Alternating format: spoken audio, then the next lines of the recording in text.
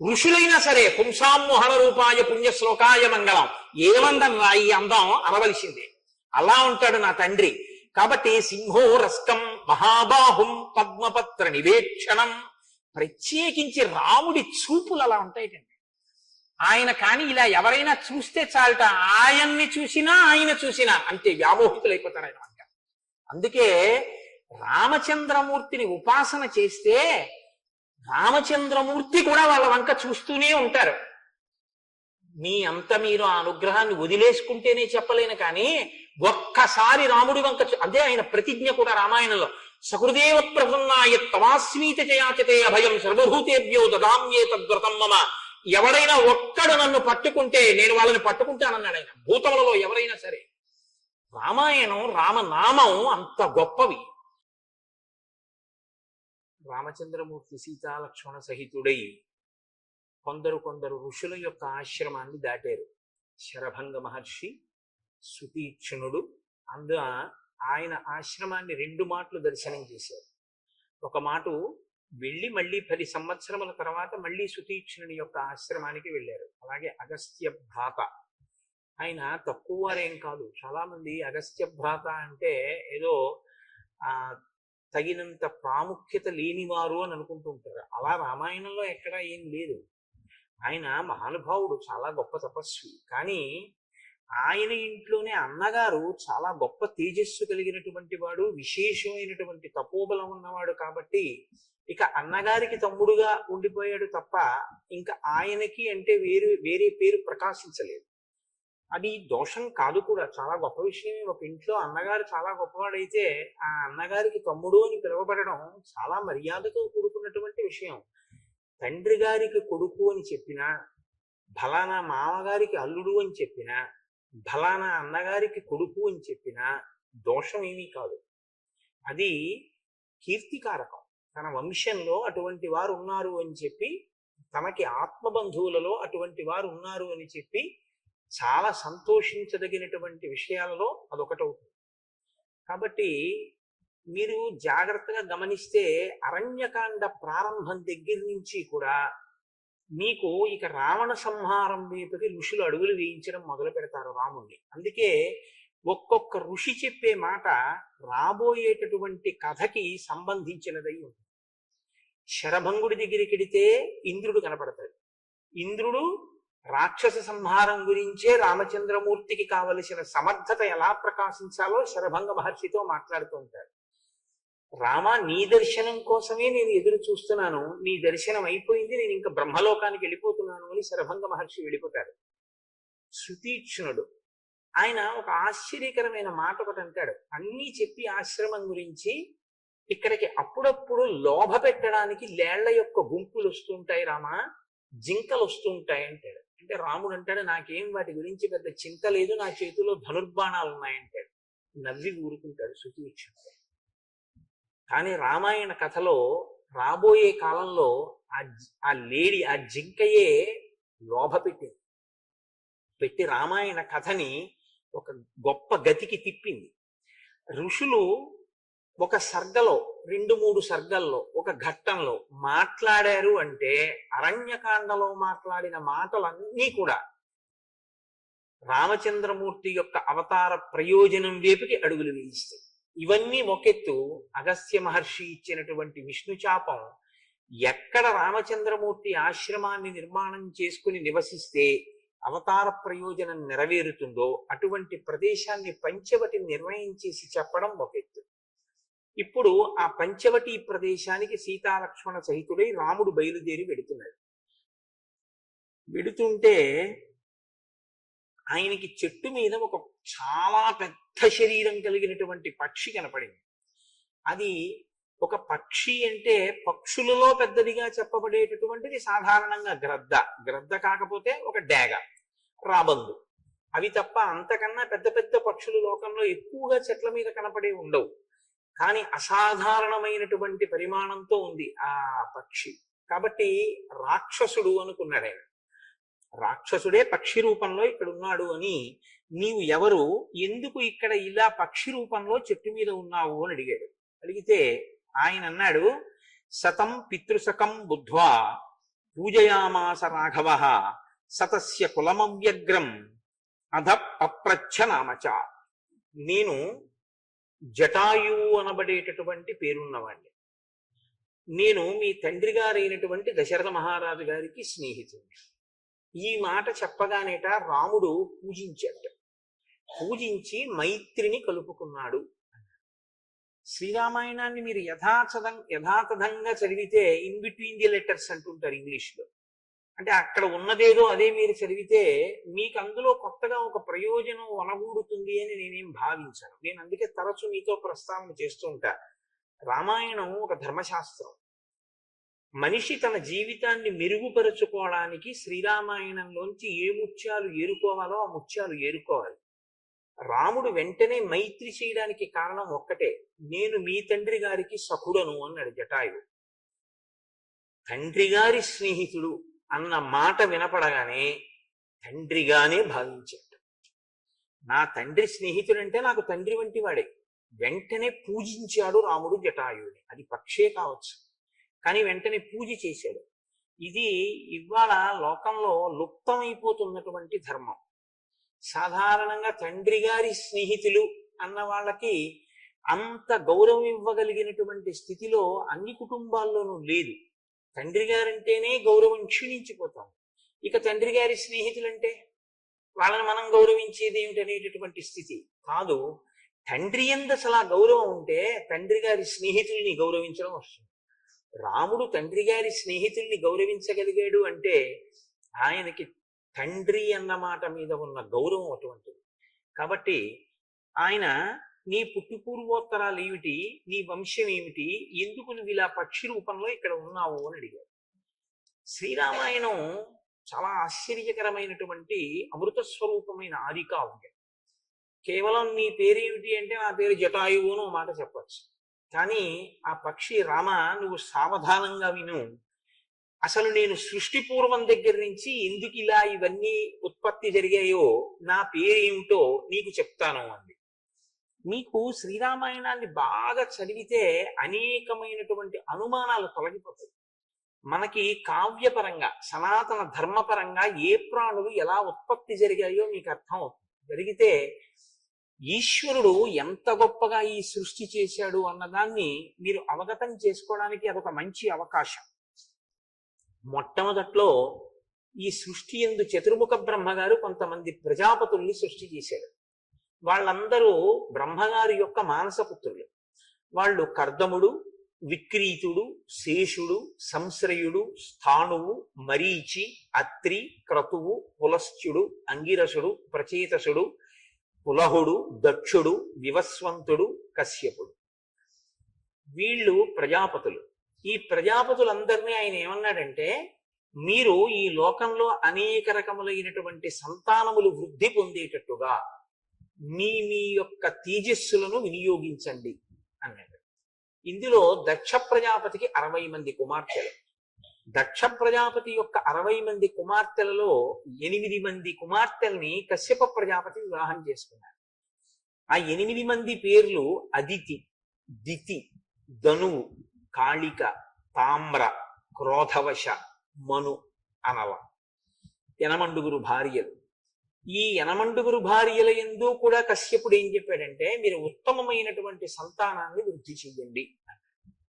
కానీ అందులో ఆయన మాట విన్నవాళ్ళు కొందరు, వినని వాళ్ళు కొందరు. మీరు ఇక్కడ ఒక ధర్మ సూక్ష్మాన్ని నేను స్పష్టంగా చెప్పకపోతే కొద్దిగా ఇబ్బంది కలుగుతుంది.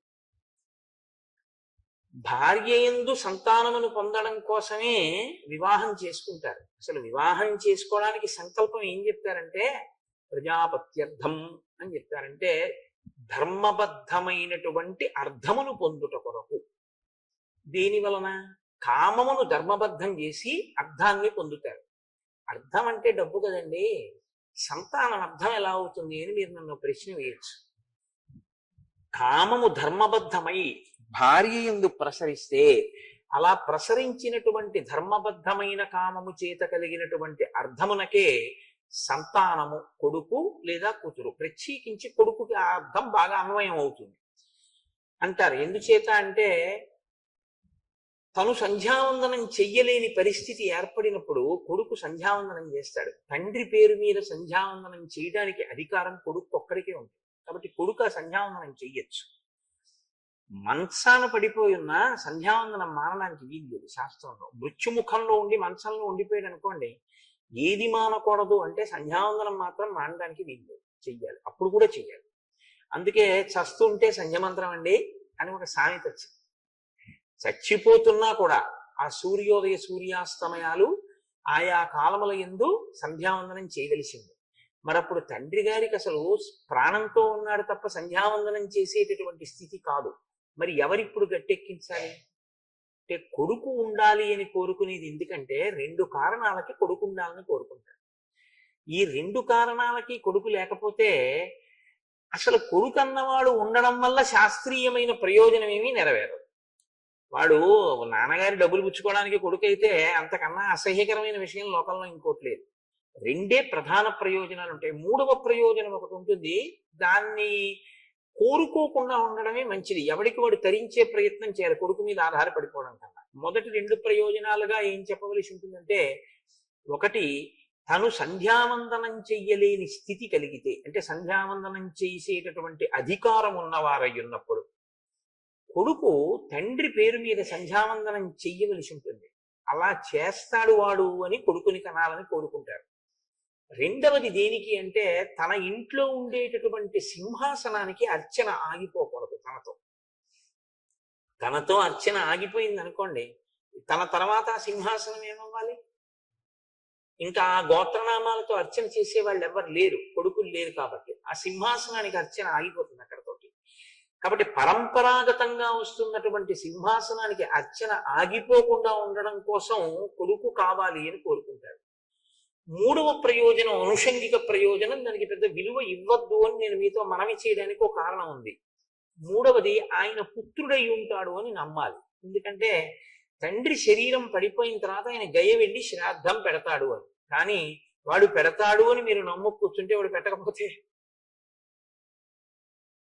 కాబట్టి మనం ఓపిక ఉండగా మనం జాగ్రత్త పడ్డం మనకి మంచిది.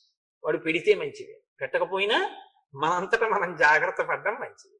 దంతంబుల్ పడనప్పుడే, తనువు ఎందారూఢియున్నప్పుడే, కాంతాసంఘము రోయనప్పుడే, జరాక్రాంతంబు కానప్పుడే, వింతల్ మేన చెరించునప్పుడే, కురుల్ వెల్వెల్ల కానప్పుడే, చింతింపన్వల మీ పదాంబుజములన్ శ్రీకాళహస్తీశ్వర అంటాడు ధూర్జటి.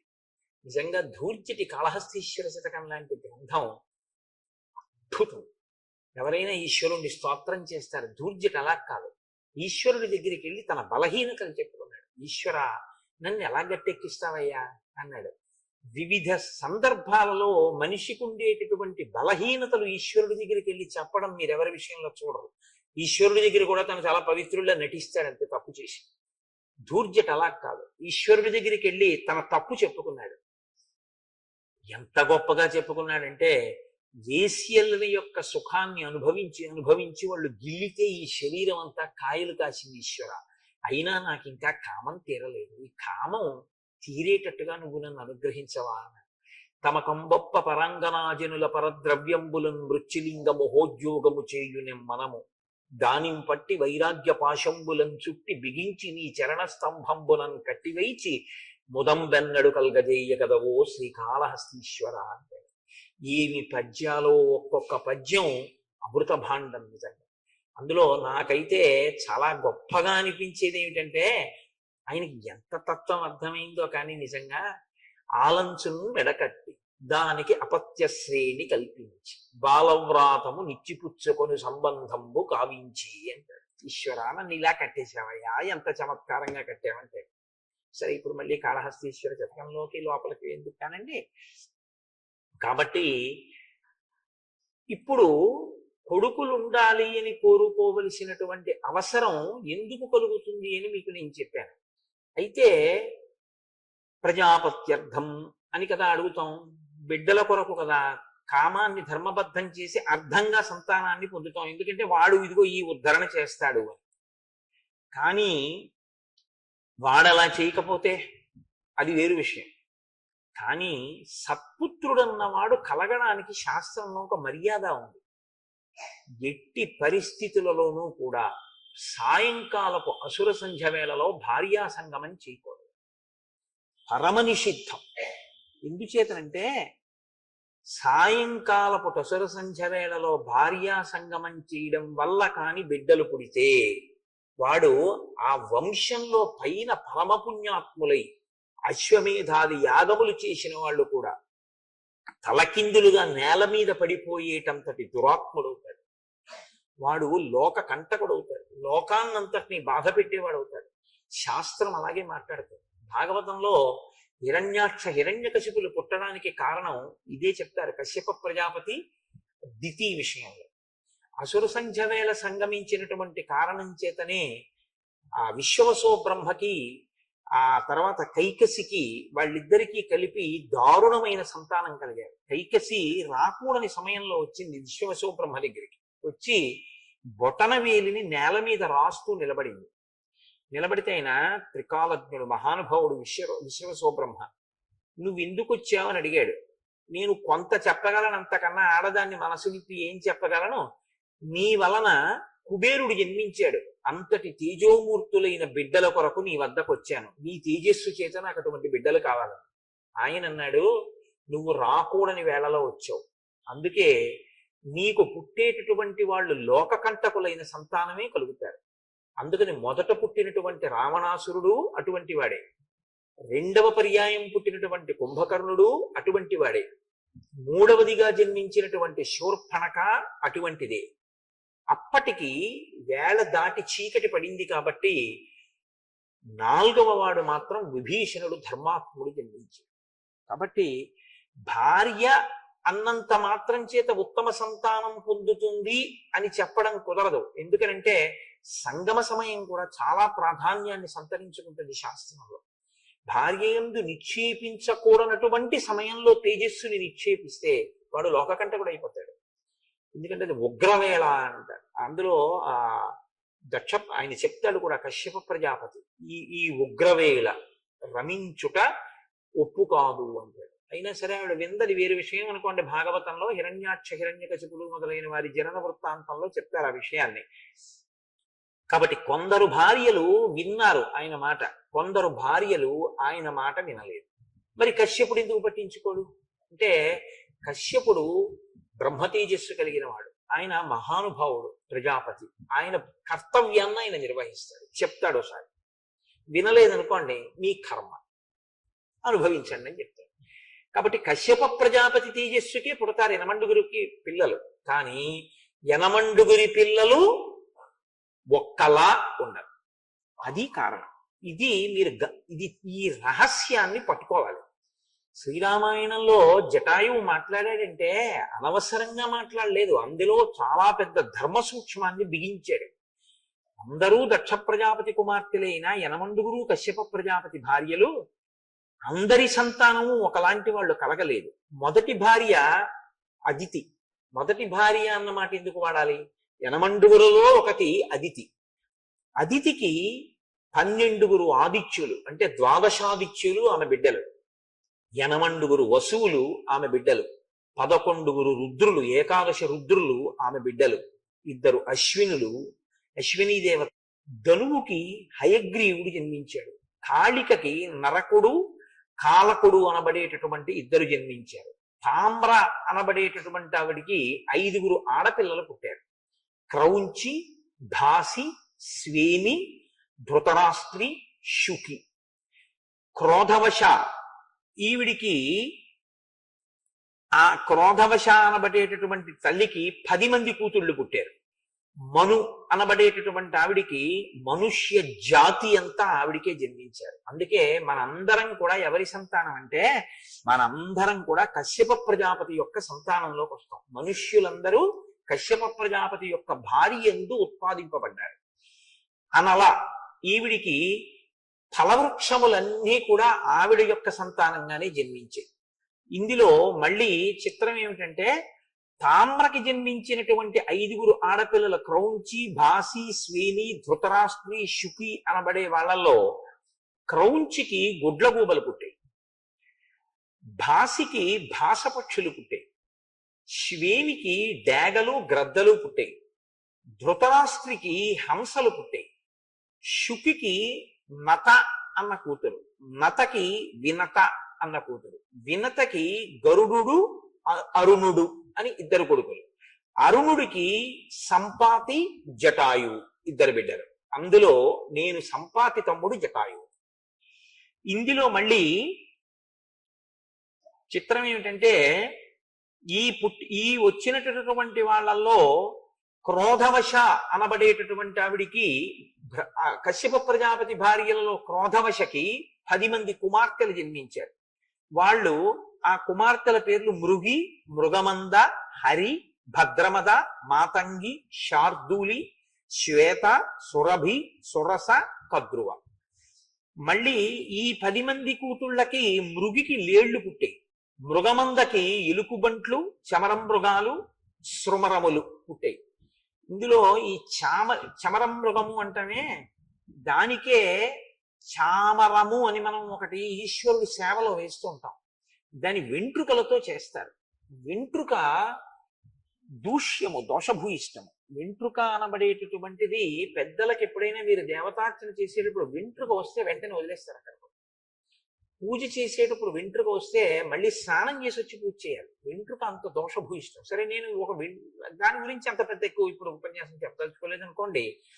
కానీ చామరీ మృగం యొక్క వెంట్రుకకున్న గొప్పతనం ఏమిటంటే అది సేద తీరుస్తుంది. దాని మించి వచ్చేటటువంటి గాలి అలసట తీరుస్తుంది. అందుకే ఈశ్వరుడికి చాలా పెద్ద సేవ ఏదైనా చెయ్యాలి అనుకుంటే అసలు నిజానికి ఉన్న సేవలలో కల్లా పెద్ద సేవ ఏమిటో తెలుసా అండి? చామరం వేయడం. ఎందుకంటే చామరం వేసేటప్పుడు ఒక లక్షణం ఉంటుంది. చామరం నుంచి గాలి వచ్చేట్టు వేయకూడదు. ఓ ఇలా విసురుగా ఆయన బట్ట కదిలిపోయేటట్టు వేయకూడదు. గాలి చామరం నుంచి వెళ్ళి ఆయనకి తగలాలి. అంటే అందుకే చామరం వేస్తే ఇలా ఎత్తి ఇలా అంటారు. అంటే అది పుచ్చులో ఇలా విడుతుంది. మళ్ళీ ఇలా అంటే ఇది ఇలా విచ్చుకుని ఇలా ఇలా ఇలా పడాలన్నమాట. చామరం పడితే దాని మించి గాలి ఈశ్వరుడికి తగులుతుంది. ఈశ్వరుడికి ఆ గాలి తగిలితే ఆయన సేద తీరుతాడు. ఎందుకో తెలుసా అండి? మీరు ఆయనకి సేవలు ఒకదాని తర్వాత ఒకటి చేసేస్తుంటే ఆయన బడలిక కలుగుతుంది. ఆ పదార్థాలన్నీ మీద పోసుకుని చేసుకుని ఆయన బడలుతాడు. అందులో మంత్రం క్రియ రెండూ కానీ ఒకదాని పక్కన ఒకటి సరిగ్గా జరగకుండా వేగంగా జరిగిపోతున్నాయి అనుకోండి, చాలా అసహ్యంగా ఉంటుంది ఈశ్వరుడికి కూడా. ఎందుకో మీరు ఆవాహయామి అష్టయోహర్గ్యం సమర్పయామి, పాదయోహ పాద్యం సమర్పయామి, ధ్యాచమనీ సమర్పయామి, శుద్ధోదక స్నానం సమర్పయామి, ఆపోహిష్టామి నీళ్లు జల్లేసి చకచక చేసేస్తుంటే ఆయన ఎంత తొందరగా చేయాలి గుర్తుపెట్టి మీరు చూడండి. ఇలా కాళ్ళు పెట్టేసి గౌవ కాళ్ళు పెరిగించి ఇలా చేపెట్టి నీళ్లు పట్టేసి ఇలా తాగేసి గౌవ స్నానం గుడి తుడి చేసుకుని ఏం చేసి ఏమిటైన కర్మ?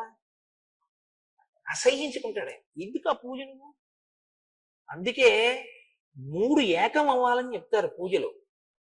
వాక్కు, మంత్రము ఆగాలి ఉపచారానికి, క్రియ, మీరు చేసేటటువంటి క్రియ మంత్రము రెండూ కలవాలి. వాక్కు మంత్రము, వాక్యే మంత్రము, నోటితో పలుకుతాం కాబట్టి మంత్రము, మీరు చేసేటటువంటి ఉపచారము, ఉపచారమునకు అనుగుణంగా పడవలసినటువంటి పదార్థం. ఎలా పడాలో అలా పడాలి పదార్థం. అభిషేకం చేస్తున్నానని చెప్పి ఉద్ధరిని పెట్టి చేయకూడదు. అభిషేకం చేస్తే ధారగానే చెయ్యాలి. అందుకే ధారాపాత్ర పెడతారు. అంతేగాని ఉద్ధరిళ్ళు పట్టుకుని నీళ్లు పోయకూడదు. ఈశ్వరుడికి అభిషేకం జరుగుతుంటాయి, ధార కిందే పోయాలి. కాబట్టి ఏది ఎలా చెయ్యాలో అలా చేసి మీరు ఇక్కడ చూడాలి ఈశ్వరుని యొక్క ఉపచారాన్ని. ఇక్కడ చూస్తే మంత్రం ఆగుతుంది. ఇక్కడ మీరు చూడలేదనుకోండి, మంత్రం ఆగలేదు అంటే కారణం ఏంటంటే వాడికి అసలు లోపల వాడు చూడటం లేదు అని గుర్తు. వాడు యాంత్రికంగా మంత్రం చెప్తున్నాడని గుర్తు. అంటే అతనికి అసలు ఏమీ దాని మీద శ్రద్ధ లేదు అని గుర్తు. ఏమిటో తెలుసా అండి? ఎక్కడ దొరికిపోతుందో తెలుసా మంత్రం? నైవేద్యం దగ్గర దొరికిపోతుంది. ఎందుకంటే మీరు నైవేద్యం పెట్టారనుకోండి, మధ్యే పానీయం సమర్పయామి అని ఒక మంత్రం ఉంది. మధ్యే పానీయం సమర్పయామి అంటే ఏమిటి అర్థం? మధ్యలో నీళ్లు తాగు అని. స్వామి వెక్కిళ్ళు వస్తాయి గబగబా తినకండి, కొంచెం మధ్యలో నీళ్లు పుచ్చుకోండి అని. మధ్యలో నీళ్లు పుచ్చుకోండి అని మీరు చెప్తే మీరు ఉద్ధరిడితో నీళ్లు విడిచిపెట్టి ఏం చేయవలసి ఉంటుంది? ఆగాలి. ఎందుకు ఆగాలి? అయిపోలేదు భోజనం. ఆయన మంచినీళ్ళు తాగి మళ్ళీ తింటారు పెరుగు అన్నం. అంటే మీకు ఇక్కడ కనపడాలి. ఇంకా ఆయన తింటున్నారు అన్న విషయాన్ని మీరు అనుభవించాలి. అయిపోయింది భోజనం, ఇప్పుడు ఉత్తరాపోసనం సమర్పయామి. ఉత్తరాపోసనం సమర్పయామి తాగాలా? కనీసం ఇలా నోటి దగ్గర పెట్టుకుని 2 గుటకలు వేయడం అన్నా మీకు కనపడాలా? ఆ తాగడం కనపడితే మీరు ధ్యానావస్థ యందు మమేకం చెందుతారు. ఒక బంగారు పాత్రలో మీరు శుద్ధ జలాన్ని ఇస్తే ఈశ్వరుడు ఇలా పట్టుకున్నాడు అనుకోండి, ఆయన వేళ్ల మీద ఉంగరాల మెరుపులు మీకు బంగారు పాత్ర మీద కనపడాలి. ఆయన ఇలా నోట్లో పెట్టుకుంటే ఆయన కింది పిరివి మీకు కనపడాలి. ఎందుకంటే మీరు చూడండి, మీరు ఎప్పుడైనా మీ బిడ్డలకి మంచినీళ్ళు ఇచ్చి చూడండి, ఇలా నోట్లో పెట్టుకు తాగుతుంటే తలెత్తుతారు. ఇలా తలెత్తినప్పుడు మీరు చూస్తే కింది పెరివి కనపడుతుంది. తాగేటప్పుడు ఎప్పుడూ కూడా కింది పెరివి తడుస్తూ ఇక్కడ కదలిక కనపడుతుంది, గుటకలు పడుతుంది. అది మిమ్మల్ని దర్శనం చేయమని ఆ మంత్రానికి అర్థం. ఉత్తరాపోసనం సమర్పయామి. అప్పుడు ఆయన గ్లాస్ అక్కడ పెట్టేశారు. ఇప్పుడు హస్తవు ప్రక్షాళయామి, చెయ్యి ఎంగిలేంది నీళ్లు తాగితే నీళ్లు పొయ్యాలి. పాదవు ప్రక్షాళయామి, కాళ్ళ మీద పొయ్యాలి. శుద్ధ ఆచమనీయం సమర్పయామి, మళ్ళీ తాగమనాలి. ఇక్కడ చిత్రం ఏమిటో తెలుసా అండి? మీకు శ్రద్ధ ఉందో లేదో మీరే మీకు మీరు తీర్పు చెప్పడం కోసమని ఒక మంత్రాన్ని వదిలేసింది శాస్త్రం. ఏ మంత్రమో తెలుసా? మీరు చేతులు తుడవాలి, కాళ్ళు తుడవాలి. కాళ్ళు కడుక్కుని చేతులు కడుక్కున్న తర్వాత తుడుచుకోమని తువ్వాలి ఎవరు? మీరు దర్శనం చేసిన వారైతే ఓసారి ఉత్తరీయం తీసి ఇలా అంటారు. అన్నాడు అంటే పూజలో నిష్టలో చేస్తున్నాడని గుర్తు. మంత్రం పరుగు, ఇది పరుగు చేశాడంటే అసలు ఆయన విగ్రహం ఏదో పెడతాడు, తినేదే మళ్ళీ ప్రసాదం అనుకుంటున్నాడని గుర్తు. అంటే ఆ పూజ స్వీకరింపబడలేదు. ఒక తంతు అంటారు దాన్ని, ఒక తంతు చేశాడు తప్ప అది పూజ కాదు. ఎందుకంటే 3 ఏకీకృతం కాలేదు పూజలో. నిజంగా ఏకీకృతం ఎక్కడవుతుందో అక్కడికే ఈశ్వరుడు వచ్చి తీసుకుంటాడు. కాబట్టి ఈ స్థితి కల్పింపబడితే ఆరాధన యందు ఈశ్వరుడి యొక్క అనుగ్రహం మనకి కలుగుతుంది. అందులో ఆయన బడలిక పొందుతుంటాడు మనం చేసిన సేవకి. ఆ బడలిక తీరడానికి చామరము అనబడేటటువంటి దాంతో ఒకసారి ఆ గాలి ఆయన మీదకి వెళ్ళేటట్టు విసురుతారు. అందుకని చామరీ మృగము యొక్క వెంట్రుకలకు మాత్రమే ఆ శక్తి ఉంది. అందుకని ఆ చామరీ మృగంగా పుట్టడం చాలా అదృష్టం. అది ఈశ్వరుడి సేవకు వెడతాయి దాని వెంట్రుకలు. ఇప్పుడు ఈ చమరం మృగములు ఎవరికి పుట్టేట? మృగమంద అనబడేటటువంటి కశ్యప ప్రజాపతి యొక్క ఒక భార్య అయిన క్రోధవశ అన్నావిడికి పుట్టిన 10 మంది కూతుళ్లలోని 2వ కూతురు యొక్క బిడ్డలు ఈ చామరీ మృగములు. ఈ సృష్టిలో చాలా కశ్యప ప్రజాపతి యొక్క అనుగ్రహమే. హరి అన్న అమ్మాయికి సింహములు బలమైన కోతులు పుట్టే, అందుకే హరీశ్వర అంటుంటారు. భద్రమద, ఈవిడికి ఇరావతి అన్న కూతురు పుట్టింది. ఈ ఇరావతికి ఐరావతము అనబడేటటువంటి కొడుకు పుట్టాడు. మాతంగి, ఈవిడికి ఏనుగులు పుట్టాయి, అందుకే మాతంగములు అంటుంటారు. శార్దూలి, ఈవిడికి పెద్ద పులులు కొండముచ్చులు పుట్టాయి. శ్వేత, ఈవిడికి దిగ్గజములు పుట్టాయి, అంటే భూమిని మోసేటటువంటి ఏనుగులు అన్ని దిక్కుల్లో ఉండేవి. సురభి, ఈవిడికి రోహిణి గంధర్వి అని 2 ఆడపిల్లలు. ఈ రోహిణికి గోవులు పుట్టాయి, గంధర్వికి అశ్వములు పుట్టాయి. ఈ మాటలు చెప్తున్నప్పుడండి గోశాలతో సహా అన్ని సంతోషిస్తాయి. ఎందుకంటే సృష్టి ఎలా జరిగిందో చెప్తున్నారు. సురస, అనేక శిరస్సులు కలిగినటువంటి నాగులు జన్మించాయి ఈవిడికి. అందుకే నాగమాత సురస వచ్చింది అంటుంటారు. సుందరకాండలో వస్తుందమ్మా. కద్రువ, సాధారణ సర్పములు జన్మించాయి.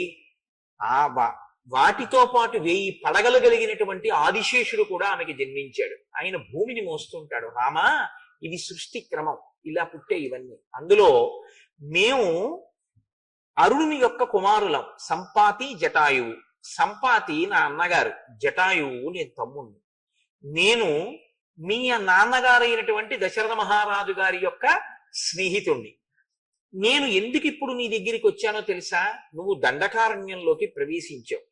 ఇదం హి దుర్గం కాంతారం మృగరాక్షస సేవితం సీతాంచ తాత రక్షిష్యే త్వయి యాతే సలక్ష్మణే. ఎంత త్రికాలవేదులై చెప్పారో వాళ్ళు. ఆయన ఎంత గొప్ప మాట. ఇప్పటి వరకు మీరు రామాయణాన్ని చూస్తే రాముడు ఎప్పుడూ సీతమ్మ దగ్గర లక్ష్మణుణ్ణి ఉంచకుండా తాను వెళ్ళాడు. ఒకవేళ లక్ష్మణుడు వెడితే రాముడు ఉంటాడు. సీతమ్మ పక్కన రాముడో లక్ష్మణుడో లేకుండా సీతమ్మ ఒక్కతే ఉండడం అన్నది లేనే లేదు.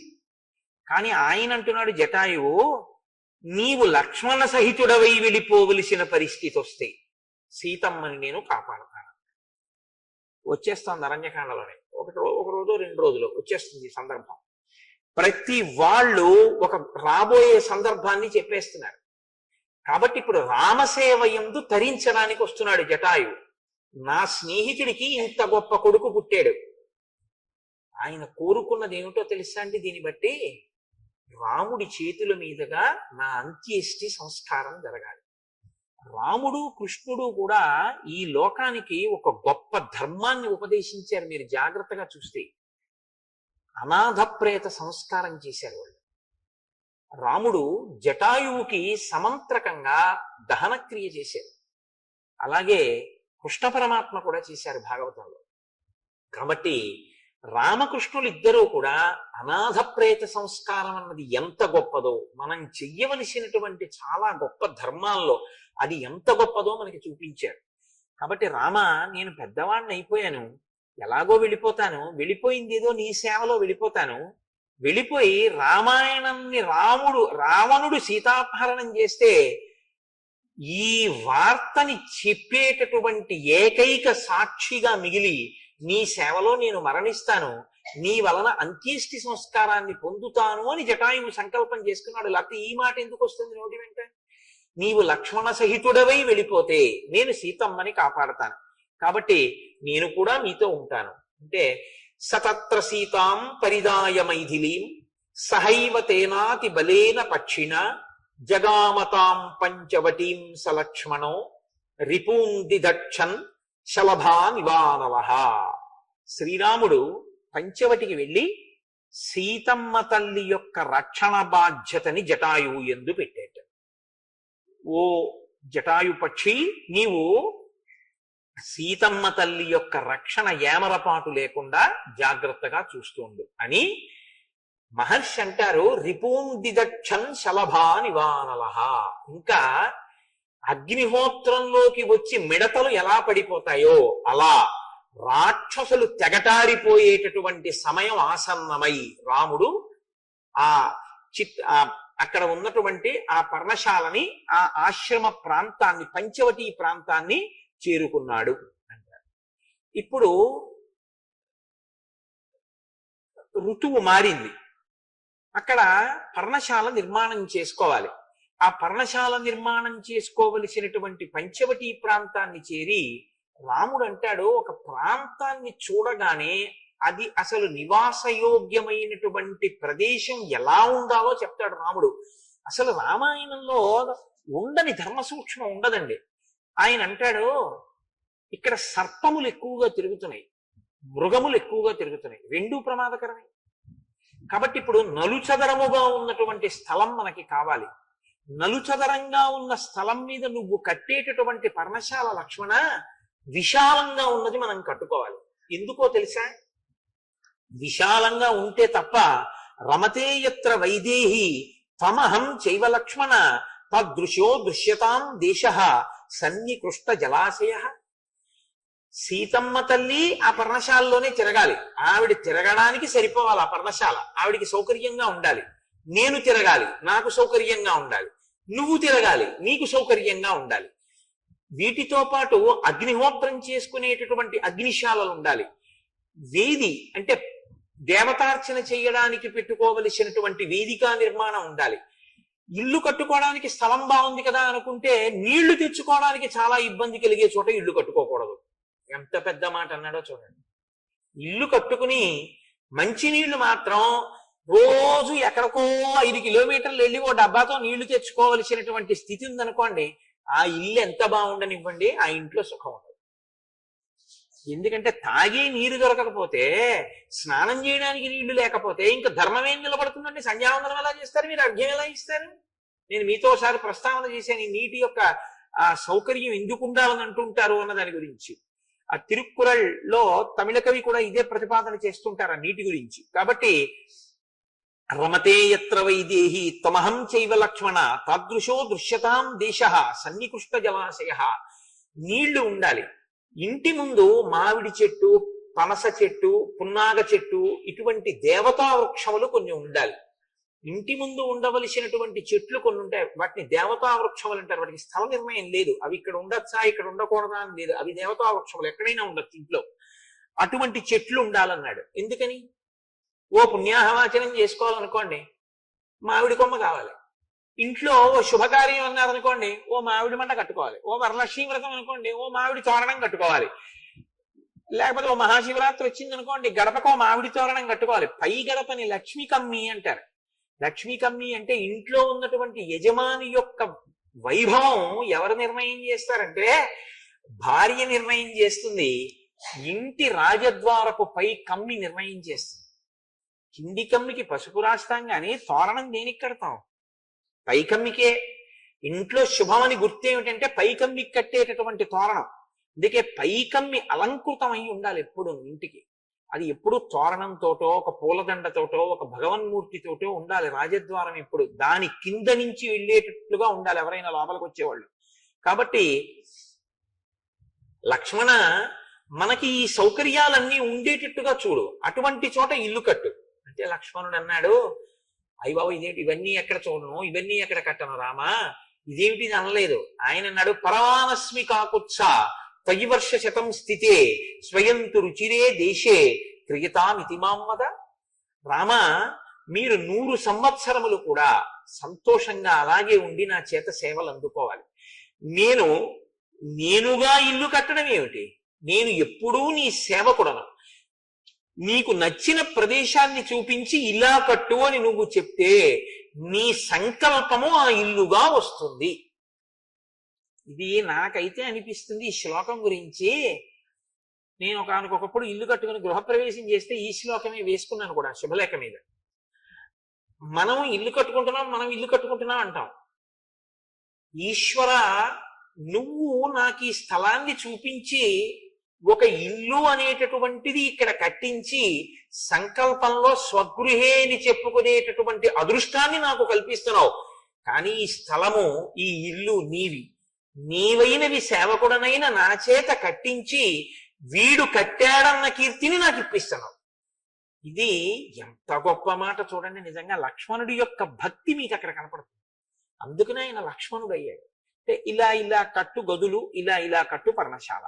వెంటనే ఆయన ఆ గుణపం పట్టుకుని అదంతా గోతులు తీశాడు, వెదురు బొంగులు తీసుకొచ్చాడు, వెదురు బొంగులన్నీ నాటాడు, వెదురు బొంగులు అడ్డంగా కట్టాడు, తాళ్లతో బిగించాడు, దాని మీద పర్ణములు, జమ్మి ఆకులు, ఇలా చల్లగా ఉండేటటువంటి ఆకులన్నీ పెట్టాడు, దాని మీద పెద్ద ఆకులు వేశాడు, గోడలు మట్టితో మెత్తాడు, మట్టితో మెత్తినటువంటి గోడలతోటి చల్లగా ఉండేటట్టుగా ఇల్లు కట్టాడు.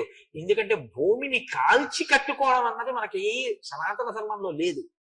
భూమిని కాల్చకూడదు, భూమిని కాల్చి ఇటక తయారు చేసి కట్టమని శాస్త్రంలో లేదు. అలా కట్టుకోకూడదు, భూమి పట్ల దోషం అవుతుంది.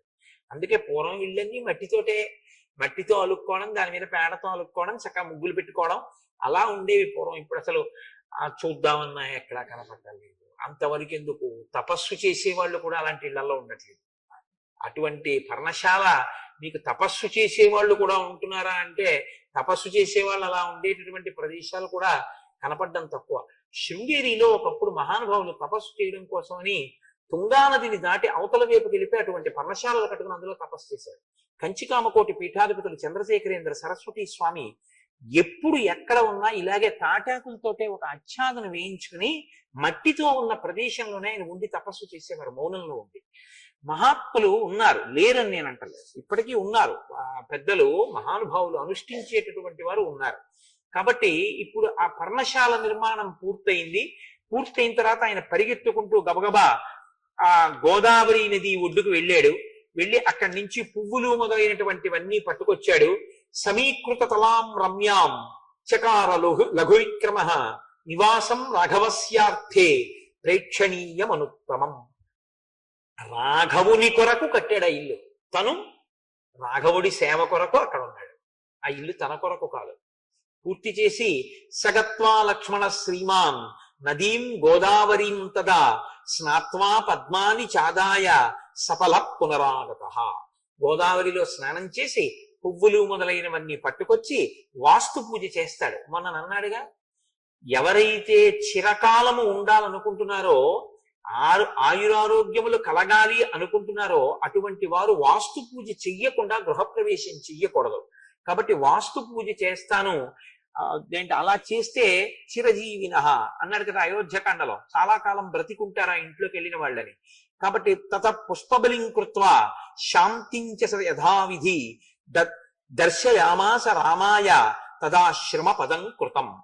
అక్కడ రాముడు ఆ లక్ష్మణుడు తీసుకొచ్చినటువంటి గోదావరి జలాలతోటి, పుష్పాలతోటి, ఫలాలతోటి శాంతి కార్యాన్ని పూర్తి చేసి, వాస్తు పూజ పూర్తి చేసి, చక్కగా రాముడు సీతా సహితుడై ఆ పర్ణశాలలో ప్రవేశించి సంతోషంగా ఉంటూ లోపలికి వెళ్ళగానే లక్ష్మణుణ్ణి పిలిచి ఒక మాట అన్నాడు. భావజ్ఞేన కృతజ్ఞేన ధర్మజ్ఞేన చ లక్ష్మణ త్వయా పుత్రేణ ధర్మాత్మా న సంవృత్త పితామమ. లక్ష్మణ, నాకు తండ్రి మరణించలేదో, నీ రూపంలో నాకు తండ్రి ఉన్నాడు.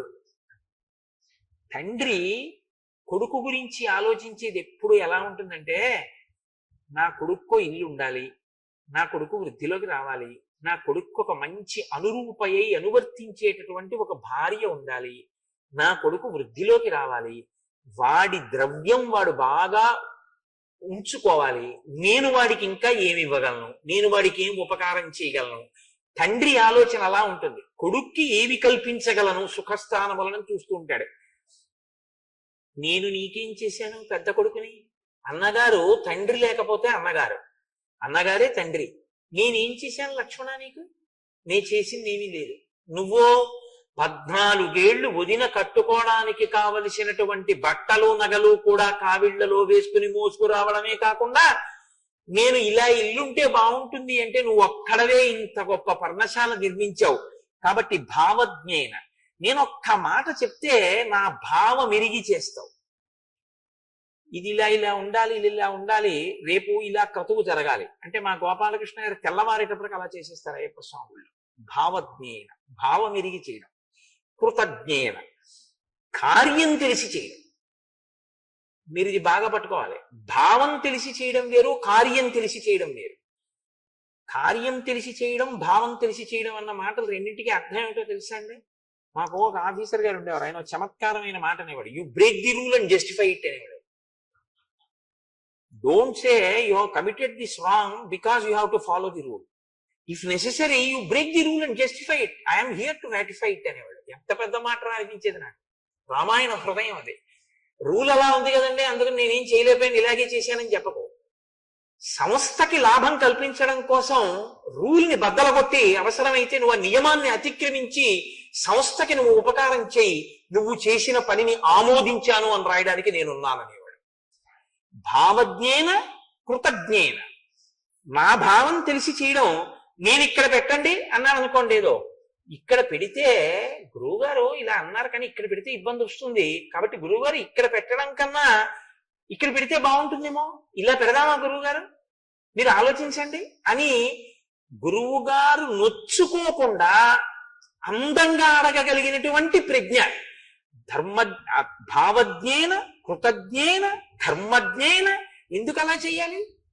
ధర్మం ఆయన అనువర్తించడం, ఆయన చెప్పిన పని చేయడమే తను తరించడానికి కారణం. ధర్మజ్ఞేన చ లక్ష్మణ. లక్ష్మణ, నువ్వు ఇటువంటి వాడివో, ఎంత అదృష్టం నాకు నీలాంటి వాడు తమ్ముడవడం. తయా పుత్రేణ ధర్మాత్మ న సంవృత్త పితామమ. నాకు తండ్రి లేడని ఎవరన్నారు? నాకు తండ్రి లేకపోవడం లేదు, నీకు లేడేమో తండ్రి. నేను నీకు అలా ఏమీ చేసి పెట్టట్లేదేమో, కానీ తండ్రి ఉంటే కొడుక్కి ఎలా చేస్తాడో అలా నువ్వు నాకు చేస్తున్నావు లక్ష్మణ. కాబట్టి ఎంత గొప్పవాడవా. ఈ మాట చాలదండి. ఇది లక్ష్మణుడి యొక్క లక్ష్మి. ఇది ఒక గురువుని అనువర్తించేటటువంటి శిష్యుడు ఇవి నేర్చుకోవాలి. ఈ శ్లోకం ప్రాణప్రదమైన శ్లోకం. అరణ్యకాండలో మనుష్యుడు చాలా గట్టిగా పట్టుకుని తన జీవితాన్ని దిద్దుకోవడం ఎలాగా అన్నదానికి ఈ 3 మాటలు బాగా నేర్చుకోవాలి. భావజ్ఞేన కృతజ్ఞేన ధర్మజ్ఞేన.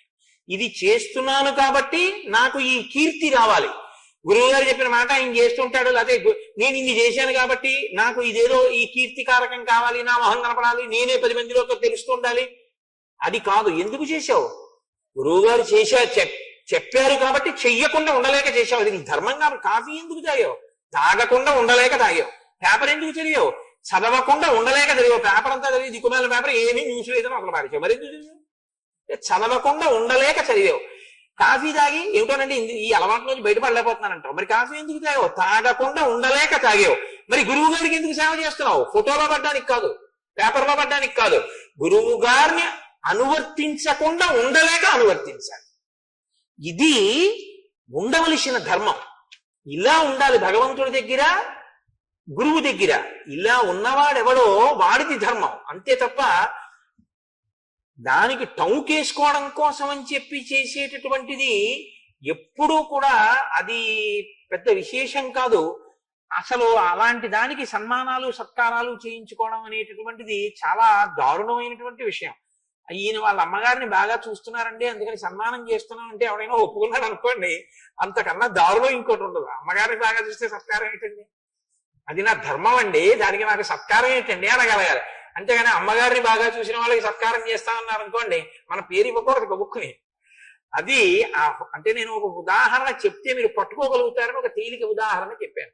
లోకంలో ఇలాంటివి కూడా ఉన్నాయి. మీరు ఎందుకు చెప్పారు ఈ ఉదాహరణ అనుకుంటారేమో. నేను పేరు చెప్తే బాగుంటుందని చెప్పట్లేదు. ఇలాంటి వాళ్ళు కూడా, ఇలాంటి సమాజాలు కూడా కొన్ని ఉన్నాయి తెలుసా. అంటే నాకు ఫోన్లు వస్తుంటాయి, నేను చాలా ఆశ్చర్యపోతుంటాను. వీళ్ళు రామాయణం ఎప్పుడు చదువుతారు రా అనుకుంటుంటాను నేను. కాబట్టి ఇప్పుడు వాళ్ళు సంతోషంగా ఆ పంచవటిలో నిర్మించుకున్న ఆశ్రమంలో ఉన్నారు. ఉన్న తర్వాత హేమంత ఋతువు ప్రవేశించింది. మార్గశీర్షము పుష్యము హేమంత ఋతువు, విశేషంగా మంచు కురుస్తుంది. ఋతువుని వర్ణించడం చాలా మంది కవులు చేశారు. ఋతువుల్ని వర్ణించినటువంటి కవులు లేరు లోకంలో. కానీ వాల్మీకి మహర్షి ఋతువుని వర్ణించడంలో ఒక పెద్ద చమత్కారం ఉంటుంది. ఏమిటో తెలుసా అండి? ఆయన కేవలం ఋతువుని వర్ణించారు, ఆ ఋతువుని రాముడి కళ్ళల్లోంచి వర్ణిస్తారు. ఆ ఋతువులో రాముడు ఎలా ఉన్నాడన్న దాన్ని వర్ణిస్తారు. అప్పుడు మీకు ఏమవుతుందో తెలుసా? ఆ ఋతువులో రాముడు దర్శనం అవుతాడు. ఇది బాగా మీకు పట్టుకుంటే మీ మనసుకి మీకుండే లక్షణం ఏమిటో తెలుసా అండి? నేను ఇది ఒకసారి అనుభవించాను. మీరు అలాంటి ఋతువుల్లో ఎప్పుడైనా నదీ స్నానానికో వెళ్ళారనుకోండి, మీకు వెంటనే రామాయణం జ్ఞాపకానికి వస్తుంది. నేను ఈ మధ్య భద్రాచలంలో ఉపన్యాసాలు చెప్పడానికి వెళ్తే గోదావరి స్నానానికి వెళితే నాకు ఈ ఋతువర్ణంలో శ్లోకాలే జ్ఞాపకానికి వచ్చాయి. నేను ఎందుకు అన్నానో ఈ మాట మీకు ఇప్పుడు బాగా అర్థం అవుతుంది, మీరు అవధరించెదరుగాక. ఆయన అంటారు మహర్షి, ఆ హేమంత ఋతువులో నీహార పరుషో లోక పృథివీ సస్యశాలిని జలాన్యనుపభోగ్యాని సుభగో హవ్యవాహన. ఆ హేమంత ఋతువు అంటే విశేషంగా మంచు పడుతూ ఉంటుంది, చలి. కాబట్టి నీహార పరుషో లోక, అందరి యొక్క శరీరములు బిరుసెక్కి ఉన్నాయిట.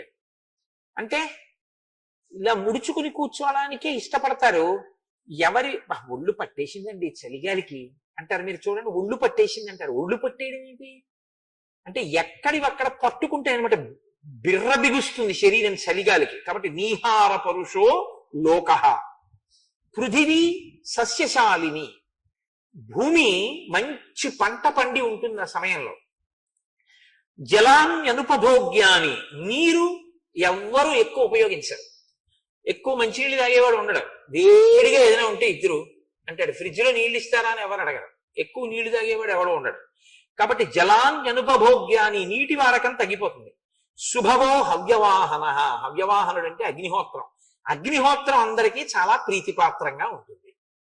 అందుకు కదండి చలి మంటలు కూడా వేసుకుని దాని దగ్గరికి వెళ్ళి నిలబడతారు అందరూ. ఎక్కడైనా వెచ్చగా ఉందనుకోండి, అప్పుడు వంట చేయడానికి అందరూ ఇష్టపడతారు. ఎప్పుడు వంట చేయని వాడు కూడా ఇవాళ ఉండవా నేను చేస్తాను, కాసేపు పప్పు నేను వండుతానంటాడు. ఎందుకంటే కాసేపు ఆ స్టవ్ వేడి తగులుతుందని. భార్య మీద ముచ్చట, భార్య మీద ప్రీతి ఏం కాదు వాడికి. కాబట్టి ఉంటే మంచిదే, నేనేం కాదంటలేదు. కాబట్టి నిహార పరుషో లోక పృథివీ సస్యశాలిని జలాన్యనుపభోగ్యాని సుభగో హవ్యవాహన. నవాగ్రయణ పూజాభి అభ్యర్చ్య పితృదేవతా కృపాగ్రయణ కాలే సంతో విగత కల్మషాః. ఇది నవాగ్రయణ పూజ అని ఒక పూజ ఉంటుంది. అగ్నిహోత్రం, నిత్యాగ్నిహోత్రం చేసేటటువంటి వాళ్ళు కొత్తగా పంట పండి ఇంటికి వస్తే ఆ పంటని తిన్నగా తాము ఒడ్డుకు తినకూడదు. మనకి సనాతన ధర్మంలో ఇదో గొప్ప విషయం. మామిడి పళ్ళు వచ్చాయనుకోండి, ఎవ్వరూ ముందు తినేయరు. మామిడి పండును పట్టుకెళ్ళి గుళ్ళో అన్న ఇస్తారు, మామిడి పండు పట్టుకెళ్ళి పితృదేవతల్ని తలుచుకొని బ్రాహ్మణులకు ఇస్తారు. ఇచ్చి తర్వాత తాను తింటాడు. ఏదైనా ముందు ఒకరికి పెట్టి తాను తినడం అనేటటువంటిది సనాతన ధర్మంలో ఒక మంచి అలవాటు. తప్ప తనే తినేద్దామని తినేయడం అలా ఏం ఉండదు. వాళ్ళు ఏం చేసినా ప్రసాదంగానే తింటారు సనాతన ధర్మంలో. కాబట్టి కొత్తగా వచ్చినటువంటి ధాన్యాన్ని ఇంటికి తీసుకొచ్చి మొదట వండి పితృదేవతారాధనం చేసిన తరువాత తినేటటువంటి అలవాటు ఉండడాన్ని నవాగ్రయణ పూజ అంటారు. అగ్నిహోత్రం, నిత్యాగ్నిహోత్రం చేసేవాళ్ళు అటువంటి పూజ చేసి తర్వాత విగత కల్మషాహ, ఏ కల్మషము లేకుండా, ఏ దోషము లేకుండా అప్పుడు ఆ వచ్చినటువంటి పంటని వారు తినడం మొదలు పెట్టారట. ప్రాజ్యకామా జనపదాహ, జనపదాలంటే పల్లెటూళ్ళు. పల్లెటూళ్ళన్నీ కోరికలు తీరి ఉన్నాయట. ఎందుకని? పంట చేతికి వస్తుంది ఆ కాలంలో. ఆ గడ్డంతా తీసుకొచ్చి చక్క పెద్ద పెద్ద మీట్లు వేస్తారు. పశువులు సంతోషంగా అవన్నీ తింటూ ఉంటాయి. పెద్ద పెద్ద ఈ జనుము, పచ్చి జనపకట్ట దొరుకుతుంది. ఆ జనపకట్టలు తెచ్చి గడ్డివాము లోపల పెట్టి ఆ చేతులతో పట్టుకుని పిల్లలతో గట్టిగా లాగండి అంటారు. ఆ జనపకట్ట ఊడొస్తుంది. వస్తే ఆ జనపకట్ట ఆవులకి దూడలకి వేస్తే అది ఎంతో ప్రీతిగా పచ్చతనం ఉన్నటువంటి జనపకట్ట తింటుంది. అసలు ఈ తరంలో ఉన్న పిల్లలు చాలా మంది అసలు గడ్డివాము లోపల ఉండే జనపకట్టని లాగడం అన్న ప్రక్రియ చూసి ఉండరేమో అని నేను అనుకుంటున్నాను. నువ్వు ఎప్పుడైనా చూసావమ్మా? అసలు అది ఇప్పుడున్న పిల్లలకు అసలు తెలియదు అనుకుంటున్నాను. ఆ జనపకట్ట పైకి లాగుతున్నప్పుడు గడ్డివాములోంచి అక్కడే ఉన్న ఆవులు దూడలోకి పొందేటటువంటి సంతోషం, ఆ జనపకట్ట లాగిన తర్వాత చేత్తో పట్టుకుంటే అవి పలుపు బాగా కుత్తుకకి బిగుసుకునేటట్టుగా ఇలా దగ్గరికి వచ్చి మోరలెత్తి తొందరపడిపోయి ఎప్పుడు పెడతామని చూసే ఆ చూపు పసుపచ్చ పూలతో ఉంటుంది ఆ జనపకట్ట. దాన్ని తీసుకెళ్లి ఆ నూగు ఒంటికి తగిలితే దురద పెడుతుంది కూడా. అది తీసుకెళ్లి ఆ గడ్డి మీద వేస్తే సంతోషంగా ఆవు ఆ పుల్లల్ని ఇలా విరిగేటట్టుగా నోట్లోకి నవ్వులతో తింటుంటే, ఆ నోటి వెంట నురగలు కారుతుంటే అది ఎంత సంతోషంగా చూస్తుందో ఆ జనపకట్ట వేసిన వాళ్ళ వంక. కాబట్టి ప్రాజ్యకామా జనపదాహ, పల్లెటూళ్ళు అంటే ఉట్టి ఊళ్ళని కాదు. ఊరు అంటే శం చతుష్పదే, శం ద్విపదే అని సనాతన ధర్మం. ఎప్పుడూ మనుషులు బాగుండాలని కోరుకోరు, 4 కాళ్ళున్నవి కూడా సంతోషంగా ఉండాలి. కాబట్టి ఆవులు, దూడలు, పశువులు, మనుష్యులు అందరూ సంతోషంగా ఉన్నారట. ఇంత పచ్చిగడ్డి ఈ జనపకట్టలు ఇవన్నీ బాగా దొరుకుతాయేమో, ఆవులు ఇవన్నీ తిని బాగా పాలిస్తున్నాయిట. సంపన్న తరగోరసాహ, ఆవుల పాలు సమృద్ధిగా దొరుకుతున్నాయిట. ఆవుల పాలు సమృద్ధిగా దొరికితే ఏమవుతుంది అంటే, నాతో ఒక వేదం చెప్పే గురువు గారు ఒక ఆయన, ఒక మహానుభావుడు, ఆయన చాలా బాగా నేర్పారు శిష్యుడికి వేదం. ఆయన ఒకసారి నాతో అన్నారు, వీడికి ఇంత కష్టపడి ఎందుకు నేర్పానో తెలుసా కోటేశ్వరారు వేదం? వీడిని సైకిల్ మీద కూర్చోబెట్టుకుని నేను ఆయాస పడుతున్నప్పుడు నా ఊపిరి వాడికి తగిలేటట్టుగా తీసుకెళ్లి పచ్చి గంగ ముట్టుకోకుండా వీడికి సూర్య నమస్కారాలు నేర్పాను. ఎవరో కాదు, మొన్న ఇక్కడ పూజలు చేయించిన సుబ్రహ్మణ్య శర్మ గారికి వారి గురువు గారు కృష్ణావధానులు గారు నేర్పారు. ఎందుకు నేర్పానో తెలుసా వీడికి ఇవన్నీ? ఓసారి పల్లెటూరు వెళ్ళాం వీడి చిన్నతనంలో పూజ చేయించడానికి. వాళ్ళు, అయ్యా మీరు విడిదిలో భోజనంలో వేసుకోండి అని ఇంత ఆవు నీతి సీసా పట్టుకొచ్చి ఇచ్చారు. వీడన్నాడు చిన్నతనంలో, గురువు గారు ఇంత ఆవు నెయ్యి దొరికితే హోమం చేయడానికి బాగుంటుంది కదండి అన్నాడు. వీడికి ఇటువంటి బుద్ధి ఉందని మంత్రభాగం నేర్పానండి అన్నాడు. ఎంత గొప్ప మాట చూడండి. నిజంగా ఒక శిష్యుడికి నేర్పడానికి ఆయన తీసుకున్న ప్రమాణానికి నేను ఎంత సంతోషించానో నిజంగా. కాబట్టి సంపన్న తరగోరసాహ, ఆ ఆవులు సమృద్ధిగా పాలు, పెరుగు అన్ని దొరుకుతున్నాయి. ఆవుల వలన పాలు దొరికితే అన్ని దొరికినట్టే. విచరంతి మహీపాల యాత్రాస్థా విజిగీషవ, జైత్రయాత్ర చెయ్యడం కోసం రాజులందరూ కూడా ఆ ఋతువు చాలా అనుకూలంగా ఉంటుంది అని బయలుదేరుతున్నారు. ప్రకృత్యా హిమకోశాఢ్యో దూర సూర్యశ్చ సాంప్రతం యథార్థనామా సువ్యక్తం హిమవాంగిరి. సూర్యుడు బాగా దూరంగా జరిగి ఉంటాడు కాబట్టి హేమంత ఋతువులో హిమాలయ పర్వతములు కరిగి చుక్క నీటిని విడిచిపెట్టడం కూడా మానేసి గట్టిగా గడ్డకట్టేట. ఇప్పుడు వాటికి హిమాలయములు అన్న పేరు సార్థకమైందిట ఋతువు వల్ల. మిగిలిన ఋతువుల్లో ఉన్నా నీరు కారిపోతూ ఉంటుంది, కరిగిపోతూ ఉంటాయి. కానీ ఆ ఋతువులో మాత్రం హిమాలయాలంటే గడ్డ కట్టి ఉంటాయి కాబట్టి ఆ ఋతువులో ఆ పర్వతాలకి, ఆ పర్వతాల పేరుకి శోభనివ్వడానికి ఆ ఋతువు బాగా పనికొచ్చింది అన్నారు మహర్షి. అంటే ఎంత చలిగా ఉంటుంది మీరు ఆలోచించండి. అత్యంత సుఖ సంచార మధ్యాహ్నే స్పర్శత సుఖాః దివసాః శుభగాదిత్యాః ఛాయా సలిల దుర్భగాః. ఆయన అంటారు అత్యంత సుఖ సంచారాః. తిరగడం అంటే బయట తిరగడం అనేటటువంటిది చాలా సంతోషంగా ఉంది. ఎప్పుడు ఉదయం వేళ సాయంకాలం వేళ కాదు. ఇప్పుడు ఈ ఋతువు ఉందనుకోండి, తెల్లవారుజామున బయలుదేరేటటువంటి ట్రైన్స్కి టికెట్లు దొరకవు. గుంటూరులో తెల్లవారకట 5 గంటలకు ఎక్కితే ఆ కాకినాడ 9 అయ్యేప్పటికి వెళ్ళిపోతారండి అన్నారు అనుకోండి, ఆ ట్రైన్కి టికెట్లు దొరకవు. ఎందుకంటే చల్లపాటి వేళ వెళ్ళిపోతామండి ఎండెక్కకుండా అంటారు. అదే హేమంత ఋతువు అనుకోండి, అమ్మో తెల్లవారకట లేచి రైలు ఎక్కలే ఉండవు బాబాయ్, ఆ చలిగాలి ఇవి బిర్రబిగిసిపోతాం, పొద్దుస్మండి.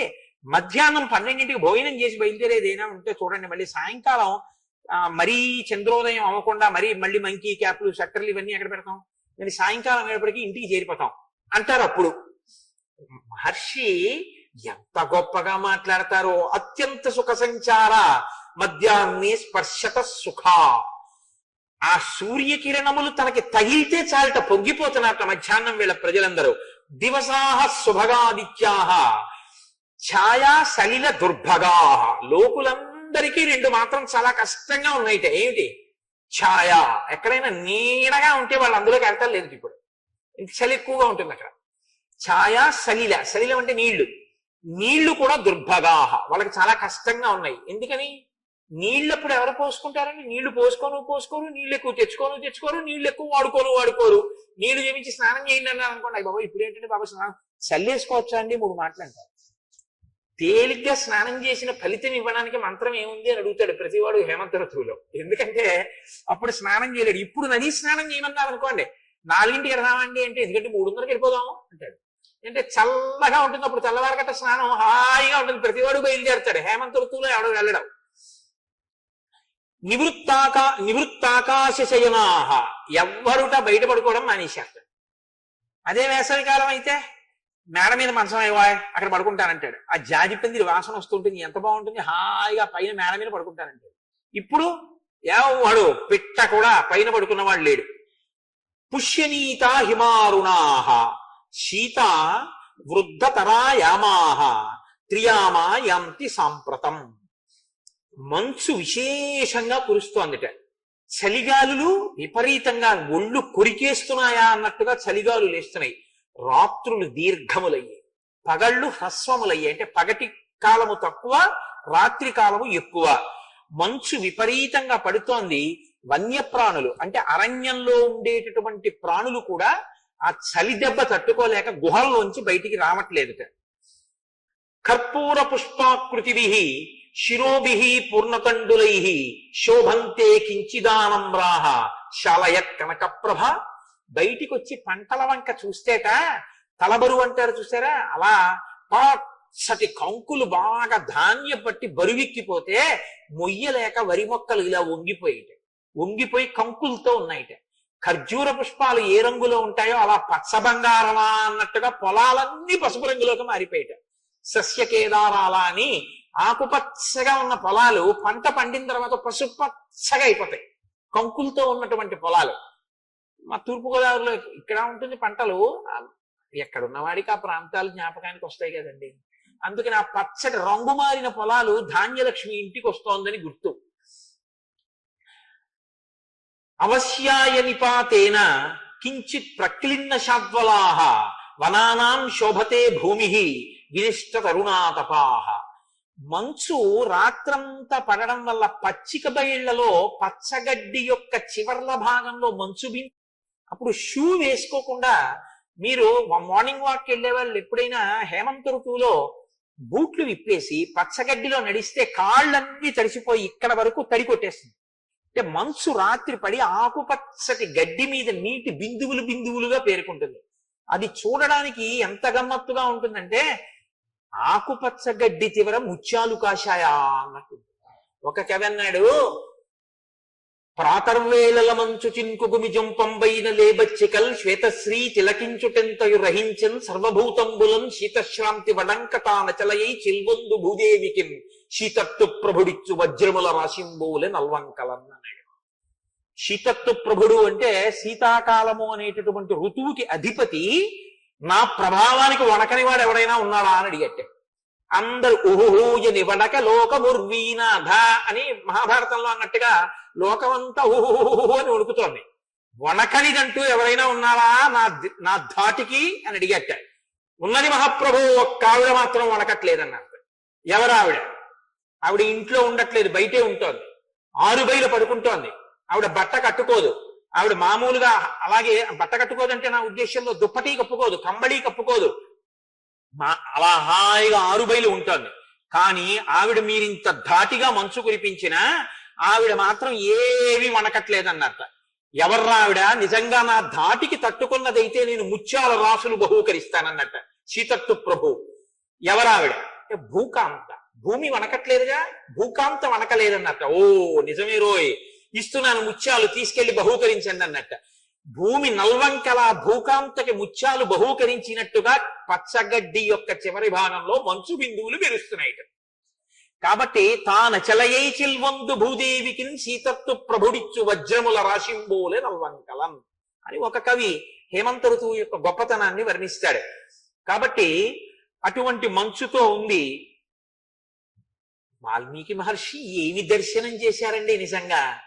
నృశంస్తు విమలం శీతం ఉదకం దిరద సుఖం అత్యంత తృషితో వన్య ప్రతి సంహరతేకరం. ఒక ఏనుగు కొంచెం నూనె పదార్థం ఎక్కువ ఉన్నటువంటి దాన్ని తినేసింది రాత్రి. అంటే దుంపలో తినేసింది అనుకోండి, దానికి దాహం వేసింది. మీరు రాత్రి నూనె పదార్థం ఎక్కువ తినేసి పడుకుంటే రాత్రి తెలివి వస్తుంది దాహం వేసి. కాబట్టి బాగా దాహం వేసింది. అది ఇప్పుడు నీళ్లు తాగుదామని తెల్లవారకట్ట 3:30-4 గంటలకి నది ఒడ్డుకు వచ్చింది. నది ఒడ్డుకు వచ్చిందిట. నీళ్లు తాగాలి. నీళ్లు తాగాలంటే ఏం చేయాలి? నదీ ప్రవాహంలో తొండం పెట్టి జుర్రం లాగితే చాలా లోపలికి వెళ్ళిపోతుంది. అదిట వచ్చింది, దాహం వేస్తోందిట.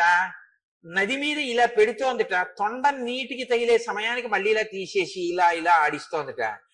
మళ్ళీ ఇలా పెడుతోందిట. ఇంకా తగులుతుందని మళ్ళీ తీసేసి ఇలా ఇలా ఆడిస్తోందిట. ఎందుకని? నీటిలో తొండం పెట్టలేక చలికి, దాహం తీర్చుకోవడానికి నీళ్లు తాగలేక నీటిలో తొండం కూడా పెట్టకుండా బయటే నిలబడిందిట ఏనుగు. అంత చలిగా ఉంది అప్పుడు. కాబట్టి ఎవ్వరూ అప్పుడు స్నానం చేస్తారని మీరు ఊహించడం కూడా కష్టం. అసలు మహర్షి ఏమి దర్శనం చేశారంటే ఆ ఋతువర్ణనం వాల్మీకి మహర్షిని ఆదర్శంగా తీసుకున్నారు. తర్వాత కాళిదాసాది కవులందరూ కూడా ఏతేహి సముపాసీన విహగా జలచారిణ నావగాహంతి సలిలం అప్రగల్భ ఇవాహనం. అక్కడ ఉండేటటువంటి ఇవాహవం పిరికి వాళ్ళైనటువంటి సైనికులు యుద్ధభూమి వంక చూసి యుద్ధభూమిలోకి వెళ్లకుండా, యుద్ధం చేయకుండా బయటే కూర్చుంటే ఎలా ఉంటుందో అలా జలపక్షులన్నీ కూడా నీళ్లలోకి వెళ్ళి నీటి మీద వాళ్తాయి. అదో చిత్రంగా ఉంటుంది. మీరు ఎప్పుడైనా చూసారో లేదో. హంసకారం డబాకీర్ నాహవాపీ పద్మోత్పలాయుతాహ అని వాల్మీకి మహర్షి వర్ణిస్తారు. ఆ నీటి పక్షులు ఉంటాయి. ఆ నీటి పక్షులు అలా నీటి మీద వాలినట్టే కూర్చుంటాయి చక్కగా. కొంగలు కూడా నీటిలోనే కాలు మీద వేసి కూర్చుంటాయి. ఈ జలపక్షులన్నీ, వాటికి జలపక్షులని పేరు ఎందుకంటే నీటిలోకి వెళ్ళాలి. అవి ఏవి వెళ్ళలేక అన్ని ఒడ్డున కూర్చున్నాయి సమూహాలు సమూహాలుగా. ఇవి ఎలా ఉందిట? ఎదురుగుండా ఉన్నటువంటి నది శత్రు సైన్యంలా ఉంటే అందులోకి వెళ్ళడానికి భయపడినటువంటి పిరికివాడు వెళ్లకుండా అవతల ఒడ్డున కూర్చున్నట్టు జలపక్షులైన తాము జలంలోకి వెళ్లకుండా చలికి భయపడి యువతలు కూర్చున్నాయిట. అటువంటి స్థితిలో సరోవరాల వంక చూస్తే చక్కగాను పద్మాలు ఇలా అరవిరిసి ఉంటాయి. కాకినాడ వెళ్ళిపోతుంటే రైల్లో రాజమండ్రి, కొవ్వూరు, పసివేదల, చాగల్లు, బ్రాహ్మణగూడెం ఆ ప్రాంతాల దగ్గర దొరికింది కదా బెర్త్ అని చెప్పి ఊరికే ముసుగు పెట్టి పడుకోకుండా కిటికీ దగ్గర కూర్చుని చూడగలిగితే ఆ సూర్యోదయ శోభని, ఆ రైల్వే ట్రాక్ పక్కన ఉన్నటువంటి ఆ నీటి కయ్యలలో, కాల్వలలో అరవిరిసి ఉంటాయి తెల్ల తామరలు, ఎర్ర తామరలు, నల్ల తామరలు పొలంగట్టున్న ఇన్ని తామరలు వాటి మీద భృంగా వళీచమ కరంద రసాలు విద్ద జంగా రగీత వినదై సహసేవనాయ నిర్యాప్త్యుపంత సరసీ కమలోదరేభ్య శ్రీ వెంకటాచలపతే తవ సుప్రభాతం అన్నట్టు గండు తుమ్మెదలు ఆ తామరల చుట్టూ ఎగురుతుంటాయి. ఎంత అందంగా ఉంటుందో, ఎంత శోభస్కరంగా ఉంటుందో చూడగలిగితే ఆ దృశ్యం. అలా లేవుట సరోవరాలేవి. ఎందుకు లేవుట ఆ సమయంలో హేమంత ఋతువులు అంటే జర్జరితై పద్మై శీర్ణకేసర కర్ణికై నాళశేషై హిమధ్వస్తై నభాంతి కమలాకరా. మంచు చేత కొట్టబడి ఆ తామర పువ్వుల యొక్క రేకులన్నీ మంచు బరువుకి ఊడిపోయి ఒరిగిపోయాయి. తామర పూళ్ళు శుభ్రంగా మంచు చేత కొట్టబడి అవన్నీ కూడా నశించిపోయినట్టుగా శీర్ణములైపోయి, అంటే జర్జనములైపోయి అవి వంగిపోయి ఉన్నాయిట. కాబట్టి సరోవరాల వంక చూస్తే అందం లేదుట, అరవిరిసినటువంటి పద్మాలు ఎక్కడా లేవు. అలా ఉందిట హేమంత ఋతువు. అటువంటి హేమంత ఋతువులో రామచంద్రమూర్తి సీతాలక్ష్మణుడు సహితుడై గోదావరి స్నానానికి వెళ్ళాడు. మీరు భద్రాచలంలో గోదావరి స్నానం చేస్తే చీకటితో ఉండగా భద్రాచల క్షేత్రంలో ఉన్నటువంటి గొప్పతనం ఏమిటంటే సుప్రభాత సేవకి ఎవరు ఉండరు. ప్రత్యేకించి శీతాకాలంలో 5 6 ఉంటుంటారు. మీరు తెల్లవారుజామున 4 గంటలకో లేచి గోదావరిలో స్నానానికి వెళుతూ ఆ చలిగాలిలో ఆ రామచంద్రమూర్తి యొక్క శిఖరం వంక చూస్తూ నడుస్తుంటే, చుట్టూ వన్య ప్రాంతాలు కదండి భద్రాచలానికి, ఆ రాముడు నడవడం, సీతమ్మతో లక్ష్మణుడితో గోదావరి స్నానం చేయడం, ఆ హేమంత ఋతువు, చల్లటి నీళ్లు, ఆ బెగ్గురు పక్షులు, ఆ జల పక్షులు అవన్నీ అలాగే ఒడ్డున కూర్చుని ఉంటాయి. ఆముక్తమాల్యదలో కృష్ణదేవరాయలు గారు వర్ణిస్తాడు.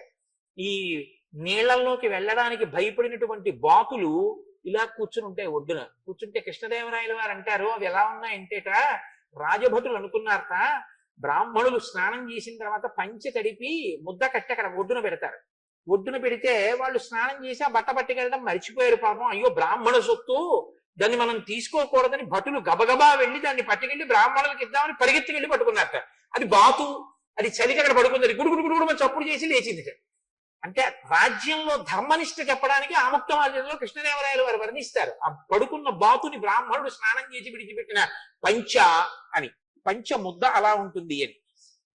అలా మీరు శీతాకాలంలో భద్రాచలం గోదావరిలో స్నానం చేస్తూ ఆ స్నానం చేసి ఇలా వెనక్కి తిరిగి చూసేటప్పటికి భద్రాచలంలో రామచంద్రమూర్తి ఆలయ గోపురం వామాంకస్థిత జానకీపదిల సత్కోదండ దండంకరే చక్రం చోద్భకరేడ బాహుయుగలే శంఖం చరం దక్షిణే బిభ్రాణం జలజాత పత్రనయనం భద్రాద్రి మూర్ధిని స్థితం కేయూరాది విభూషితం రఘుపతిం సౌమిత్రియుక్తం భజే. ఆ రామచంద్రమూర్తి, ఆ లక్ష్మణుడు ఆ బాణం పట్టుకుని, ఆ ధనస్సు, ఎడమ తొడ మీద కూర్చున్న సీతమ్మ, సీతమ్మ పాదాలు ఇలా కాళ్ళు 2 దగ్గరికి పెట్టి ఆసనం వేసుకు కూర్చున్న రామచంద్రమూర్తి, ఆ లక్ష్మణమూర్తి, ఆ వైభవం, ఆ రామచంద్రమూర్తి ఆలయం, రామాయణం, హేమంత ఋతువు, చలిగాలి, ఈ పక్షులు ఇవన్నీ మీకు జ్ఞాపకం వచ్చి స్నానం చేసి మీరు అలా ఆలయ శిఖరం వంక చూశారనుకోండి, మీ మనసులో రామాయణం మీ ప్రమేయం లేకుండా అలా తిరుగుతూనే ఉంటుంది. మీరు తిరిగి వచ్చి కాటేసుకొచ్చి సంధ్యావందనం చేసుకుంటున్నా మీకు అలా రామాయణమే మెదులుతుంటుంది. ఎంత గొప్పగా ఉంటుందో భద్రాచల క్షేత్రంలో. అసలు ఈ మార్గశీర్ష పుష్యమాసములు కానీ, కార్తీకం శరదృతువుని కానీ భద్రాచల స్నానంలో అనుభవించాలి మీరు ఎప్పుడైనా. ఎంత అందంగా ఉంటుందో. ఈ మధ్యకాలంలో నేను అనుభవించి అక్కడ ఉపన్యాసాలు చెప్పడానికి వెళ్ళి రామాయణం మీద ఎంత ఆనందం అనుభవించాను. అందులో చెప్పింది రామాయణం, ఉన్నది భద్రాచలం. కాబట్టి ఇప్పుడు రాముడు సీతాలక్ష్మణ సహితుడై, లక్ష్మణుడు వస్తున్నాడు అంటే మామూలుగా రాడు, రాముణ్ణి గురువుగా భావిస్తాడు. అందుకని జలపాత్ర పట్టుకుని వచ్చాడు వెనకాసల. సీతారాములు స్నానం చేశారు, లక్ష్మణమూర్తి కూడా స్నానం చేశారు. ఆ స్నానం చేసే ముందు భరతుడు కూడా అవసరం లేకపోయినా అంతఃపురంలో ఉండగలిగినటువంటి వాడైనా అలా ఉండకుండా జటలు కట్టుకుని, నారచీరలు కట్టుకుని అన్నయ్య భూషీనం చేసి ఉంటాడు. భరతుడు కూడా ఇదే సమయానికి స్నానం చేయడం కోసమని సరయూ నదికి వెళుతుంటాడు. రాజుగా సంతోషపడగలిగిన వాడు తనంత తానుగా నియమాన్ని విధించుకుని ఎంత కష్టపడుతున్నాడు అని లక్ష్మణుడు అన్నాడు. భర్త దశరథో యస్యాః సాధుశ్చ భరతశ్రుతః కథంను సాంబా కైకేయి తాదృశీ క్రూరశీలిని. దశరథ మహారాజు గారి భార్య అంత ఉత్తముడైన భరతుడికి తల్లి ఆ కైకేయి అంత క్రూరాలు ఎలా అయిందన్నయ్యా అన్నాడు. అంటే రాముడు వెంటనే అన్నాడు, వద్దు ఆ మాట. కైకమ్మని దూషించినటువంటి మాట అనవసరం లక్ష్మణ. భరతుడి యొక్క గొప్పతనానికి సంబంధించిన మాటలు ఏమైనా ఉంటే చెప్పు, ఇంకా వింటా.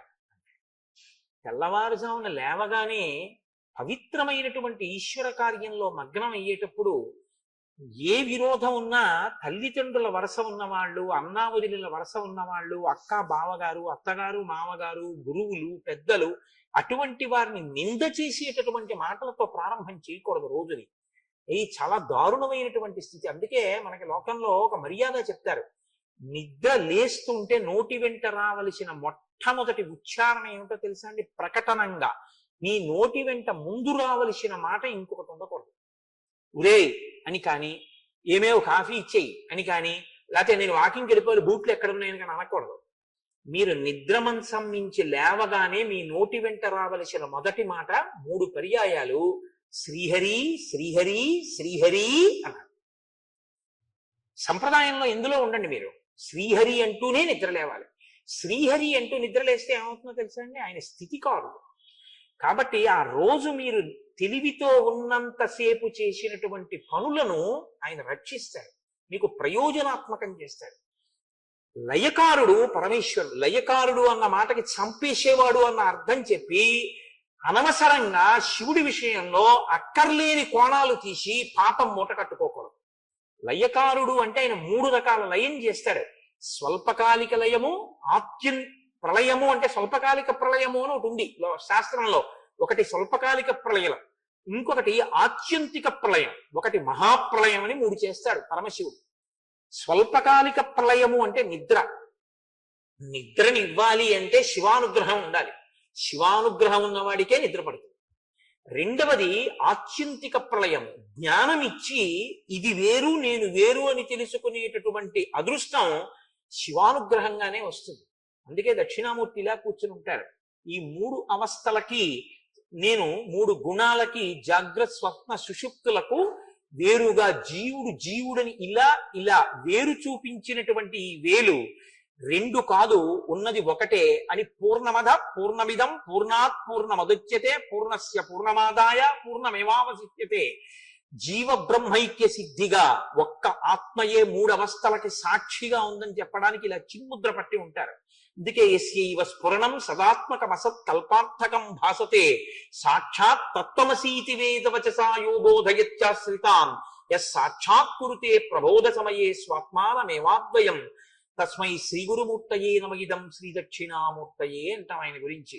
మహానుభావుడు చిన్ముద్ర పట్టి జ్ఞానబోధ చేస్తుంటాడు. అందున ఇటువంటి పీఠాలు, శారదా పీఠం అంటే శారద అంటే శారద, జ్ఞాపకం పెట్టుకోండి, శారద అవుతుంది.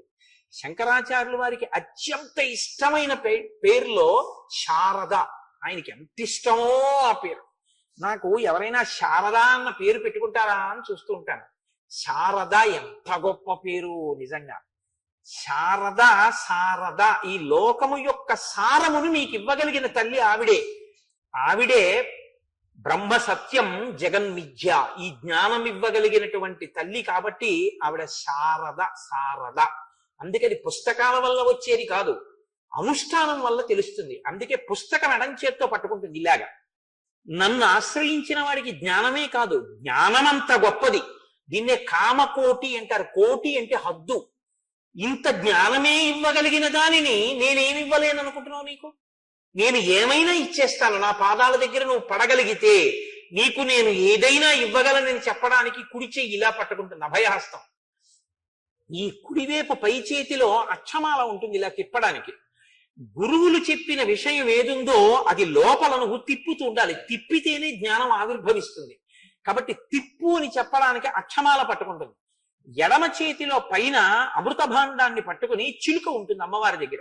అంటే ఎవరు అమ్మవారి అనుగ్రహాన్ని పొందుతారో అటువంటి వారు ఇంద్రియములను నిగ్రహించుకుని అమ్మవారి పాదములలోంచి స్రవించేటటువంటి ఆ నిరంతర అమృతాన్ని గ్రోలి మత్తెక్కి ఉంటారు. ఇదే ప్రహ్లాదుడు అంటాడు, మందార మకరంద మాధుర్యమున తేలు మధుపంబు పోవునే మదనములకు నిర్మల మందాకిని వీచికలతో రాయంచటనునే తరంగిణులకు లలిత రసాల పల్లవ కాదియీ చొక్కు కోయిల పోవునే కుటజములకు పూర్ణేందు చంద్రికా స్ఫుటిత చకోరముల కరుగునే సాంద్ర నిహారములకు అంబుజోదర దివ్యపాదార వింద చింతనామృత పాన విశేష మత్త చిత్తము ఏ రీతి ఇతర విషయంబు చేర నేర్చు వినుత గుణశీల మాటలు వేయునేలా అంటాడు.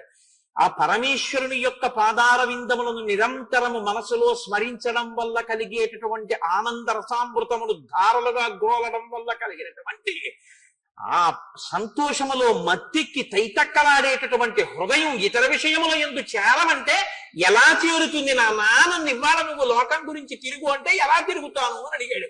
ఇది ఇవ్వగలిగినటువంటి తల్లి కనుక అటువంటి ఆనందంతో ఆ భగవద్వాక్యం చెప్పినా విన్నా ముఖం ఎర్ర పడిపోయి సంతోషం ప్రకటనమయ్యేటటువంటి మహాపురుషుల యొక్క మాటలు నేను ఎప్పుడూ నా దగ్గరికి తెచ్చుకుని వింటుంటానని చెప్పడానికి ఎర్రబడిన ముక్కుతో ఉన్న చిలుక ఆవిడ చేతుల మీద వాలి ఉంటుంది. అంటే అటువంటి ఆవిడ కావ్యాలాప వినోదిని, ఆ భక్తితో చెప్పేటటువంటి వాళ్ళ యొక్క కావ్యాలాపములను ఆ తల్లి వింటూ ఉంటుంది. అందుకని ఎడం చేతిలో పైన అమృత పాత్ర, దాని మీద చిలుక ఉంటాయి. పుస్తకం చదువుకోవడానికి పనికొస్తుంది, చదవడం కాదు, అనుష్ఠానంలోకి గుర్తు పెట్టుకుని స్మరించడం ముఖ్యం. అందుకని అక్షమాల కుడి చేతిలో ఎడం చేతిలో పుస్తకం పట్టుకుంటుంది. పట్టుకున్న తల్లి పద్మాసనం వేసుకుని కూర్చొని ఉంటుంది. ఆవిడ శారద. ఇప్పుడు మీరు ఈ కోణంలో లోపలికి వెళ్ళి దర్శనం చేయండి అమ్మవారిని, మీకు ఎంత సంతోషంగా ఉంటుందో. అటువంటి జ్ఞానమునివ్వగలిగినటువంటి పీఠాలు శారదా పీఠాలు. అందుకే శంకరాచార్యుల వారు వీటికి శారదా పీఠము అని పేరు పెట్టారు మహానుభావుడు. శారదా పీఠంలో దక్షిణామూర్తి కూడా ఉండి, దక్షిణామూర్తిని మీరు కానీ దర్శనం చేయగలిగితే శారదా అనుగ్రహం పరిపూర్ణమవుతుంది. ఇక్కడ శివాలయంలో మీరు దక్షిణ దిక్కుకి చూస్తే ప్రదక్షిణం చేసేటప్పుడు దక్షిణాన్ని చూస్తూ దక్షిణామూర్తి ఉంటారు. పిల్లలు దక్షిణామూర్తి పాదాల దగ్గర ఉత్తరాభిముఖంగా కూర్చుని ఆయనకి ఎదురుగా దక్షిణామూర్తికి ఉత్తరాభిముఖంగా కూర్చుంటారు. ఎందుకంటే గంగ ఉత్తరానికి కాశీలో తిరిగింది. ఉత్తరంలో మృత్యుంజయుడు ఉంటాడు. దక్షిణామూర్తి ఎదురుకుండా ఉత్తరానికి కూర్చున్న వాళ్ళకి మృత్యు భయం పోతుంది. శివుడు అక్కడ ఉంటాడు, దక్షిణాన యముడు ఉంటాడు. దక్షిణానికి ఆయన తిరుగుతాడంటే మృత్యు బాధ పోతుందంటే జ్ఞానము కలుగుతుంది. కూర్చుని దక్షిణామూర్తి స్తోత్రాన్ని కాని ఉపాసన చేస్తే, నేను ఒక పరమ సత్యం మీకు చెప్తున్నాను, జ్ఞాపకం పెట్టుకోండి. ఇవాళ మీకు కష్ట సుఖములు అన్నవి ఎందుకు కలుగుతాయో తెలుసా అండి? కష్టాలు అన్నవి ఎందుకు వస్తాయో తెలుసా? గురుగ్రహం బలహీనం అయితేనే వస్తాయి. జాతకంలో ఎటువంటి పాపపు గ్రహాలు ఉండనివ్వండి, గురుగ్రహం యొక్క ప్రభావం ఎక్కువగా ఉందనుకోండి, గురుగ్రహం బలంగా ఉందనుకోండి, అవేం చేయలేవు పాపపు గ్రహాలు. గురుగ్రహం మీద ఉంటుంది ఆధారం అంతా. జాతకం ఆయన ఒక్కొక్కసారి జాతకానికి దొరకడు. గ్రహాలు ఒకలా ఉంటే ఆయన ఒకలా బతుకుతూ ఉంటాడు. ఎలా బతుకుతాడో తెలుసండి? ఆయన గురుగ్రహం ఆయనకి బలంగా ఉంటుంది. గురుగ్రహం బలంగా ఉండాలి అంటే శంకరాచార్య స్వామి వారు ఈ జాతికి పెట్టిన భిక్ష దక్షిణామూర్తి స్తోత్రం.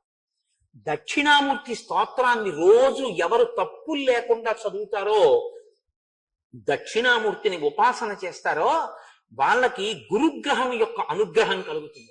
గురుగ్రహం యొక్క అనుగ్రహం కలిగితే బుద్ధి విశేషంగా వికసనం పొందుతుంది. రెండు, వాళ్ళకి పాపపు గ్రహములు వాళ్ళని ఏం చేయలేవు. వాళ్ళు సంతోషంగా ఉండగలుగుతారు జీవితంలో. అటువంటి దక్షిణామూర్తి మీకు ఇక్కడ శారదాపీఠంలో ఉన్నారు. చక్కగా మీరు ఉపన్యాసానికి వచ్చే ముందు ఒక్క పావుగంట ముందు వచ్చి ఆ దక్షిణామూర్తిని ఒక్కసారి నిలబడి నమస్కారం చేసి, ఏమి స్తోత్రం అండి దక్షిణామూర్తి స్తోత్రం? దేహం ప్రాణమపీంద్రియత్యపి చలాం బుద్ధించ శూన్యం విదు స్త్రీ బాలాం దజడోపమాస్త్వహమితి భ్రాంతా భృశం వాదినః మాయాశక్తి విలాస కల్పిత మహావ్యామోహ సంహారిణే తస్మై శ్రీ గురుమూర్తయే నమగిదం శ్రీ దక్షిణామూర్తయే. ఏమి మాట్లాడతారో ఆయన అందులో. బీజస్యంతరివంకురో జగదిదం ప్రాంగ్ నిర్వికల్పం పునః మాయా కల్పిత దేశకాల కలనా వైచిత్ర చిత్రీకృతం మాయావీవ విజృంభయత్యపి మహాయోగీవ యస్వేచ్ఛయా తస్మై శ్రీ గురుమూర్తయే నమగిదం శ్రీ దక్షిణామూర్తయే అంటారు. ఏమి దక్షిణామూర్తి స్తోత్రము! శంకర భగవత్పాదులు ఈ జాతికి అందించినటువంటి అమూల్యమైన వజ్రాల్లో దక్షిణామూర్తి స్తోత్రం ఒకటి. ప్రతి వారికి నోటికొచ్చి ఉండాలి దక్షిణామూర్తి స్తోత్రం. మౌనవ్యాఖ్యా ప్రకటిత పరబ్రహ్మతత్వం యువానం వర్షిష్టాంతే వసదృశిగణైరమృతం బ్రహ్మనిష్టై. ఆచార్యేంద్రం కరకలిత చిన్ముద్రమానంద రూపం స్వాత్మారామం ముదితవదనం దక్షిణామూర్తి నిండే. దక్షిణామూర్తి స్తోత్రాన్ని రోజు అందరూ చదువుకుంటే గొప్ప అనుగ్రహాన్ని పొందగలుగుతారు. శంకరులు ఇచ్చారు, అనుష్ఠించుకోవడం మన వంతు. ఇటువంటి పీఠంలో నేను అటువంటి మాట చెప్పకపోతే ఆ ఉపన్యాసానికి అర్థం ఉండదు, కాబట్టి దాన్ని కలపవలసి వచ్చింది. ఇప్పుడు సీతారాములు లక్ష్మణ సహితులై ఆ గోదావరి నదిలో స్నానం చేస్తే ఎలా ఉందోట తెలుసా అండి?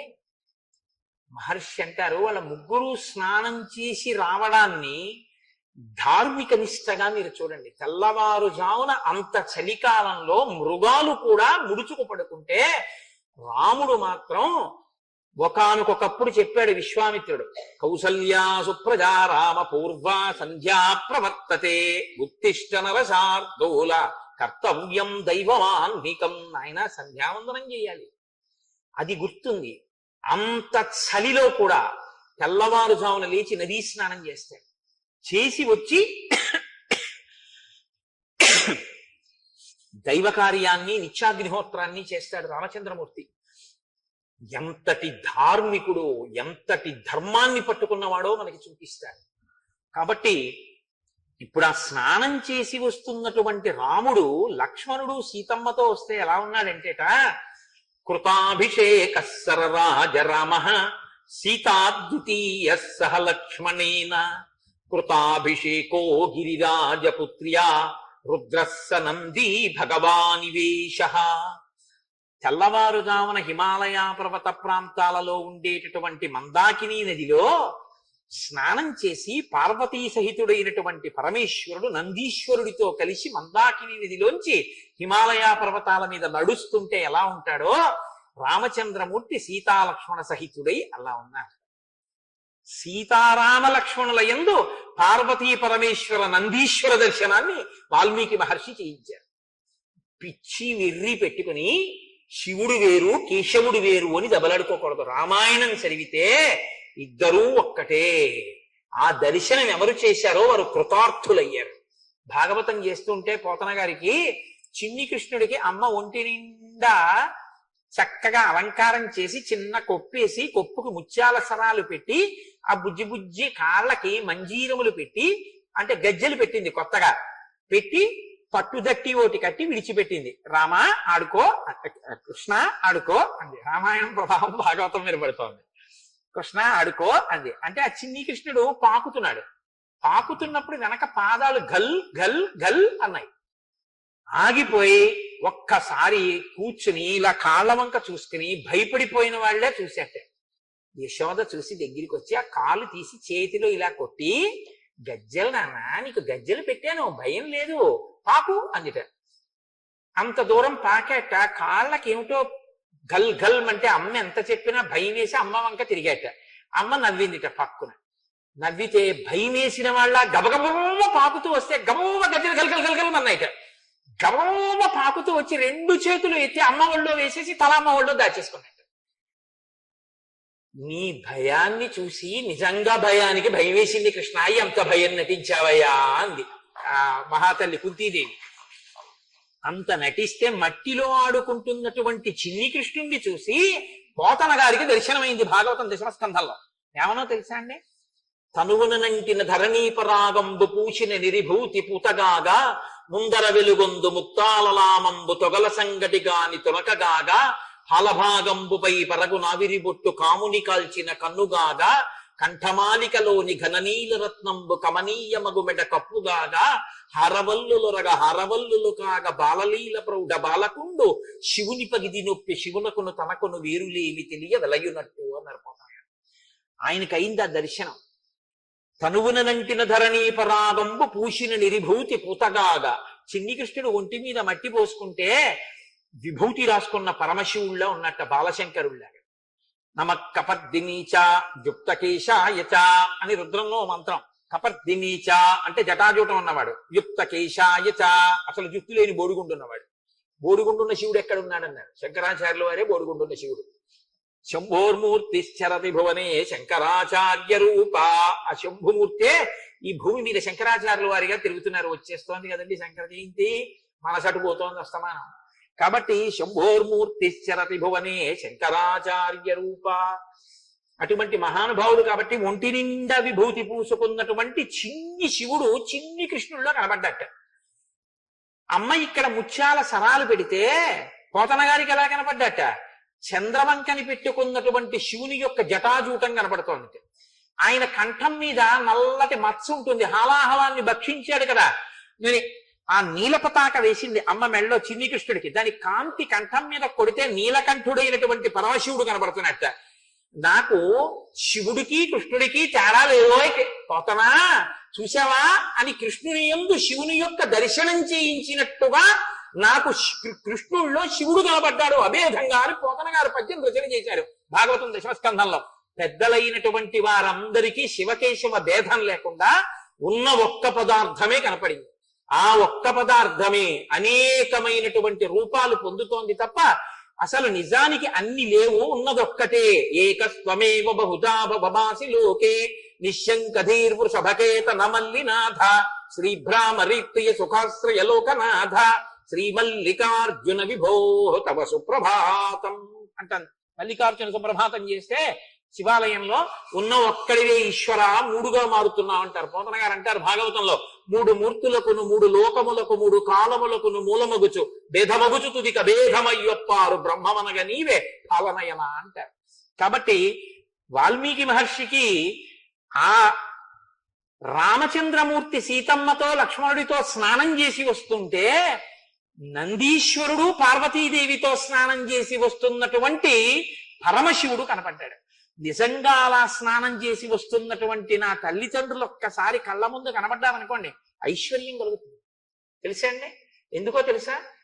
ప్రాతర్నమామి అని శంకరాచార్యులు వారు కనకధారా స్తోత్రం చేస్తూ దిగ్గస్తిభిక్కనక కుంభ ముఖావ సృష్ట సర్వాహినీ విమలచారు జలప్లుతాంగీం ప్రాతర్నమామి జగతాం జననీమశేష లోకాధినాదగృహిణీం అమృతాబ్ధిపుత్రీం అంటారు.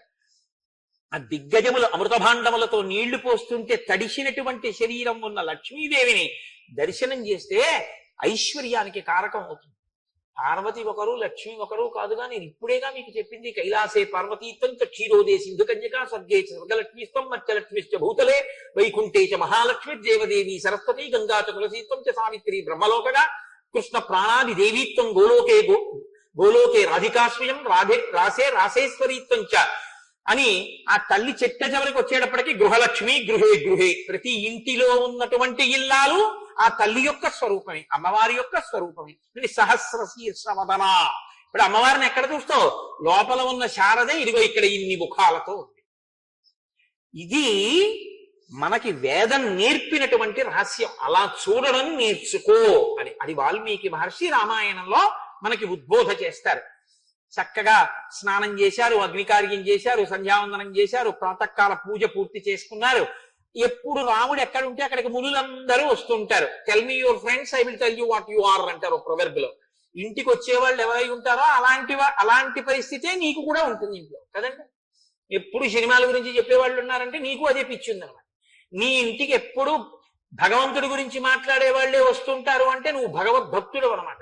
నువ్వు ఎటువంటి వాడో నీ ఇంటికి అటువంటి వాళ్ళు వస్తూ ఉంటారు.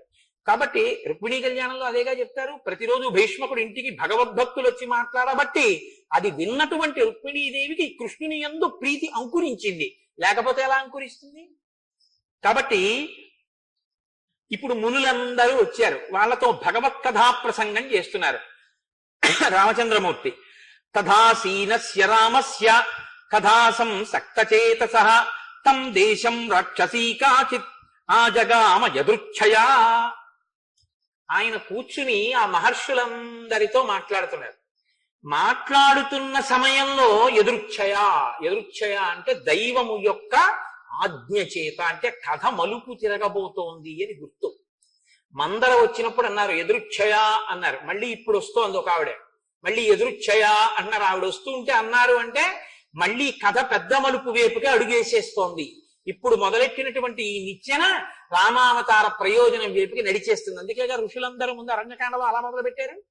కాబట్టి ఇప్పుడు ఆ వచ్చినటువంటి ఆవిడ సాతు శూర్పణఖా నామ దశగ్రీవస్య రక్షతః భగినీరామమాసాద్య దదర్శ త్రిదశోపమం సింహోరస్కం మహాబాహుం పద్మపత్ర నివేక్షణం ఆజానుబాహుం దీప్తాస్యం అతీవ ప్రియదర్శనం గజ విక్రాంత గమనం జటామండలధారిణం సుకుమారం మహాసత్వం పార్థివ్యం జనాన్వితం రామమిందీవరశ్యామం కందర్ప సదృశ ప్రభం బభూవేంద్ర ఉపమం దృష్ట్వా రాక్షసీ కామమోహిత.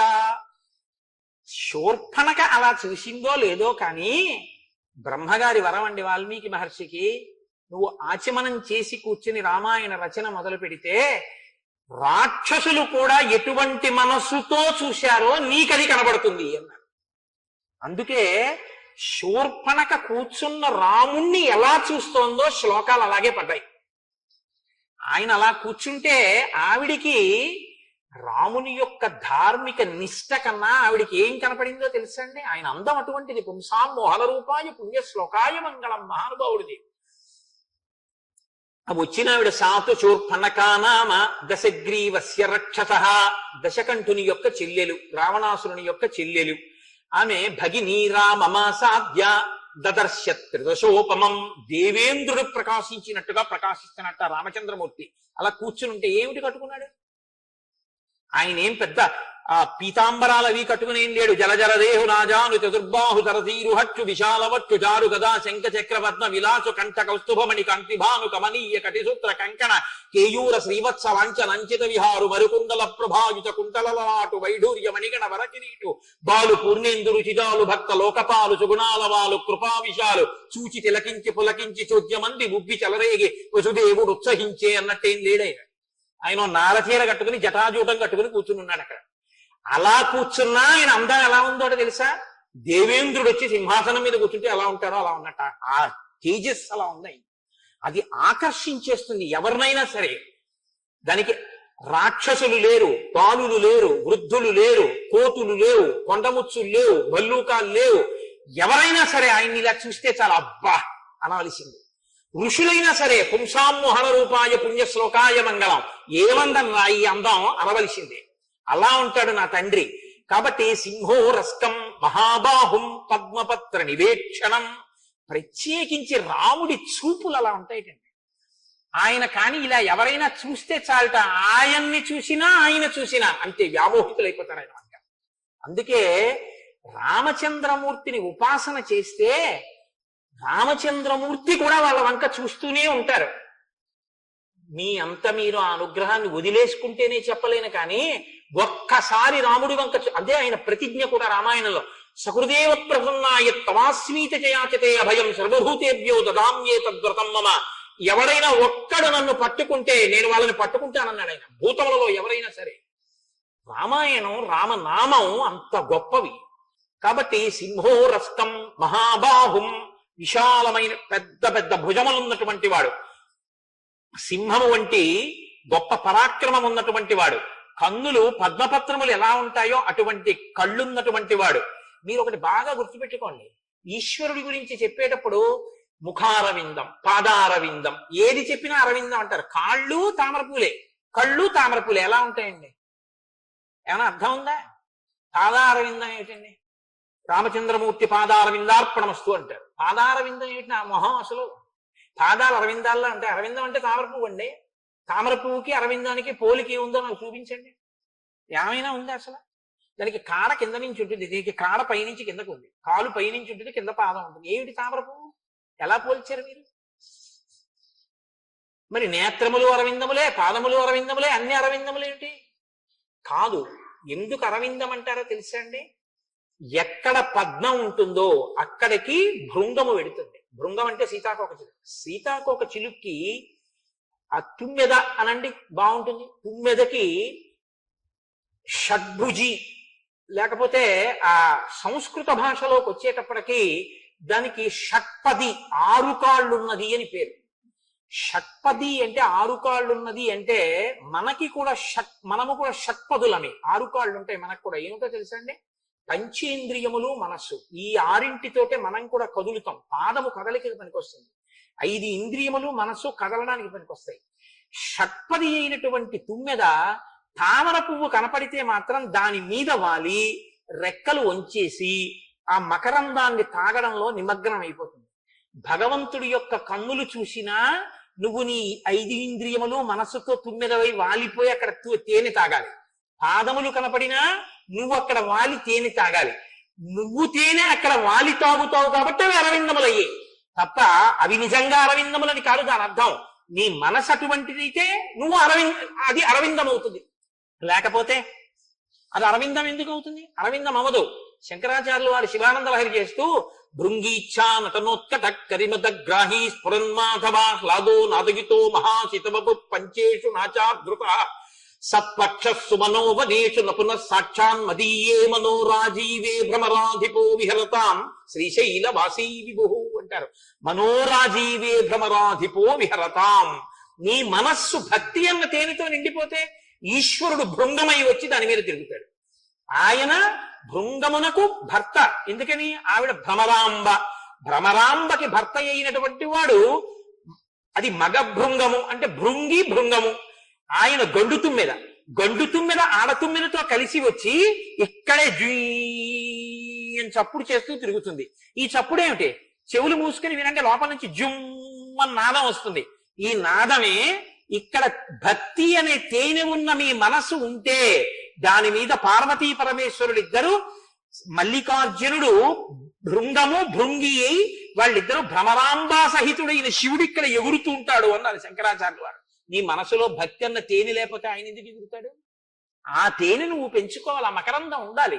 కాబట్టి సింహోరస్కం మహాబాహుం పద్మపత్ర నివేక్షణం ఆజానుబాహుం దీప్తాస్యం.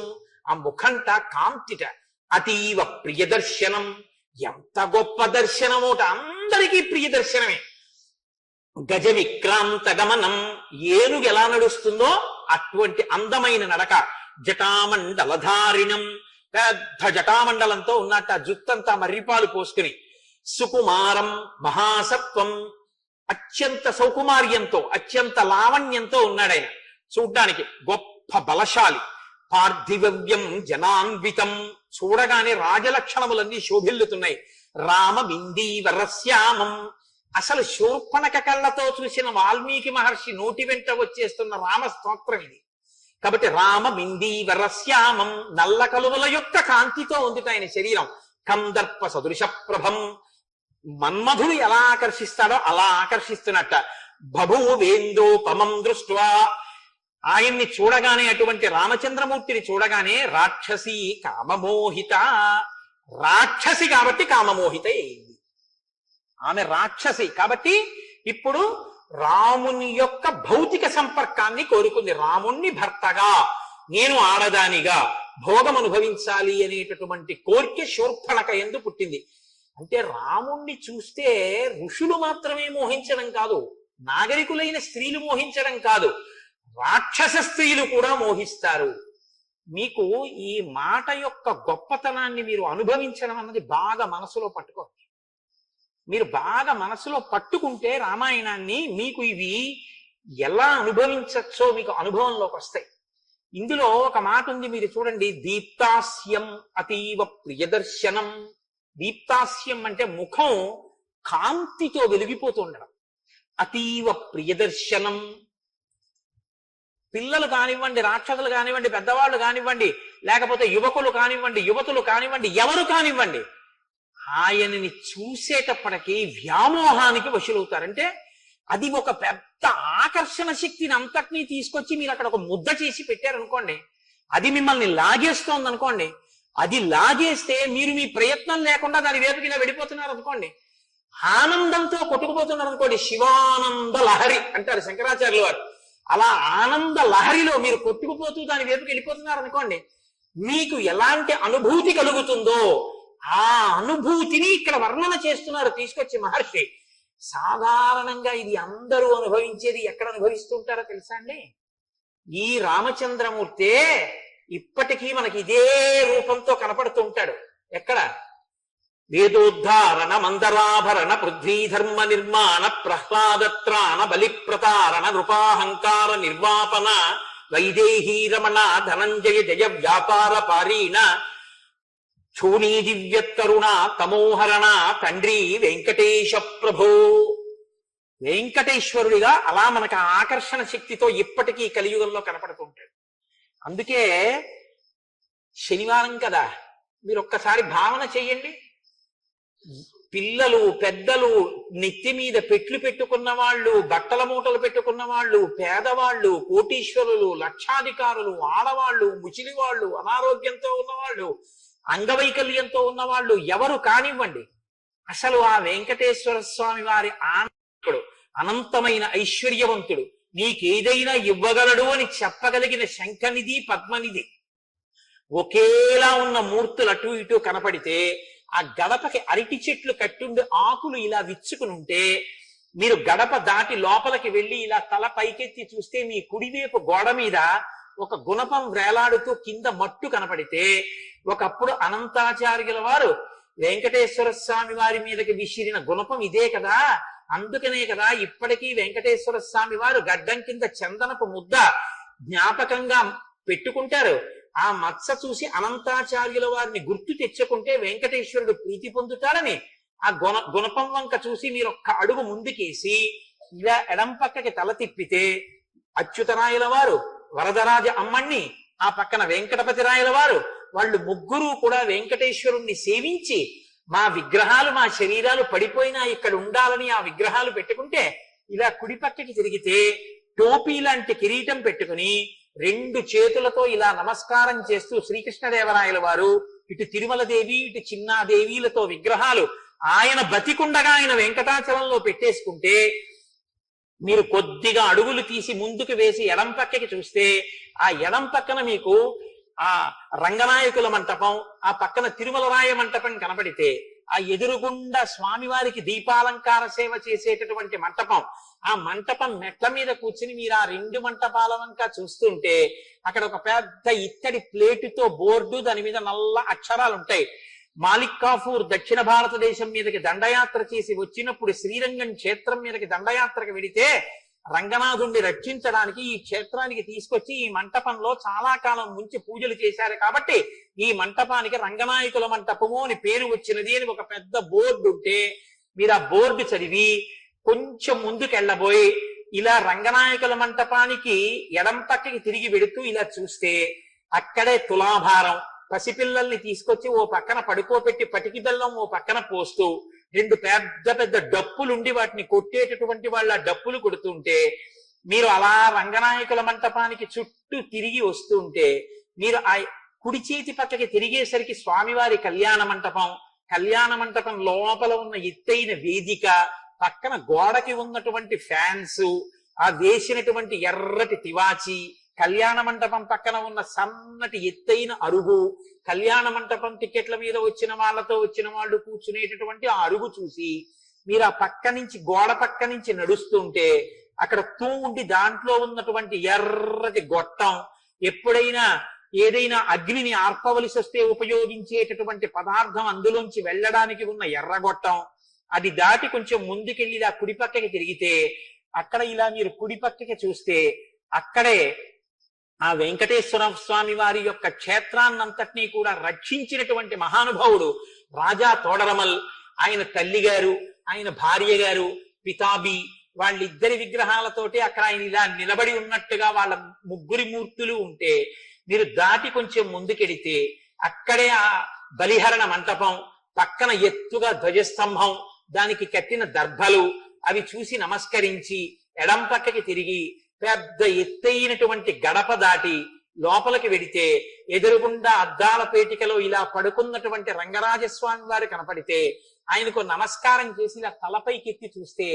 ఆకాశం కనపడితే, ఇక్కడికి ఈ ద్వారం, అక్కడికి ఆనంద నిలయం యొక్క ప్రాకారం రెండు విడిపోతే, మీరు ఎడం పక్కకి తిరిగి చూస్తే వరదరాజస్వామి వారి దేవస్థానం, ఆకుపచ్చటి పంచ, జానుడు ఎర్రటి అంచు కట్టుకున్నటువంటి స్వామి, ఆయన పొట్ట నుంచి అంచులు ఇలా ఇలా తిప్పితే కంచి వరదరాజస్వామిని అక్కడ దర్శనం చేసుకుని కుడి పక్కకి తిరిగి మీరు ఆనంద నిలయంలోకి వెడితే, ఆనంద నిలయంలో ఓం నమో వెంకటేశాయ అని వినపడుతుంటే, మీరు ఇలా రెక్కలు విప్పినటువంటి గరుత్మంతుడు కనపడితే ఎడం పక్కకి తిరిగి ఇలా గీతలు గీసినట్టున్నటువంటి ఒక కొయ్య సాధనం మీదకి మీరు ఇలా పైకెక్కితే ఇలా రెండు చేతులతోటి లోపల ఉన్న వాడి దగ్గరికి శౌచంతో వెళ్ళాలని ముద్ర పట్టి జయ విజయులు చూపిస్తుంటే, ఇలా పట్టుకున్నటువంటి ప్రమిదలలో దీపాలు వెలుగుతుంటే, మీరు ఆ ఎత్తైనటువంటి పీట మీద ఇలా ఎక్కి చూసేటప్పటికి ఎదురుగుండా లోపల ఆనంద నిలయంలో ఇంత ఊర్ధ్వపుండ్రాలు పెట్టుకుని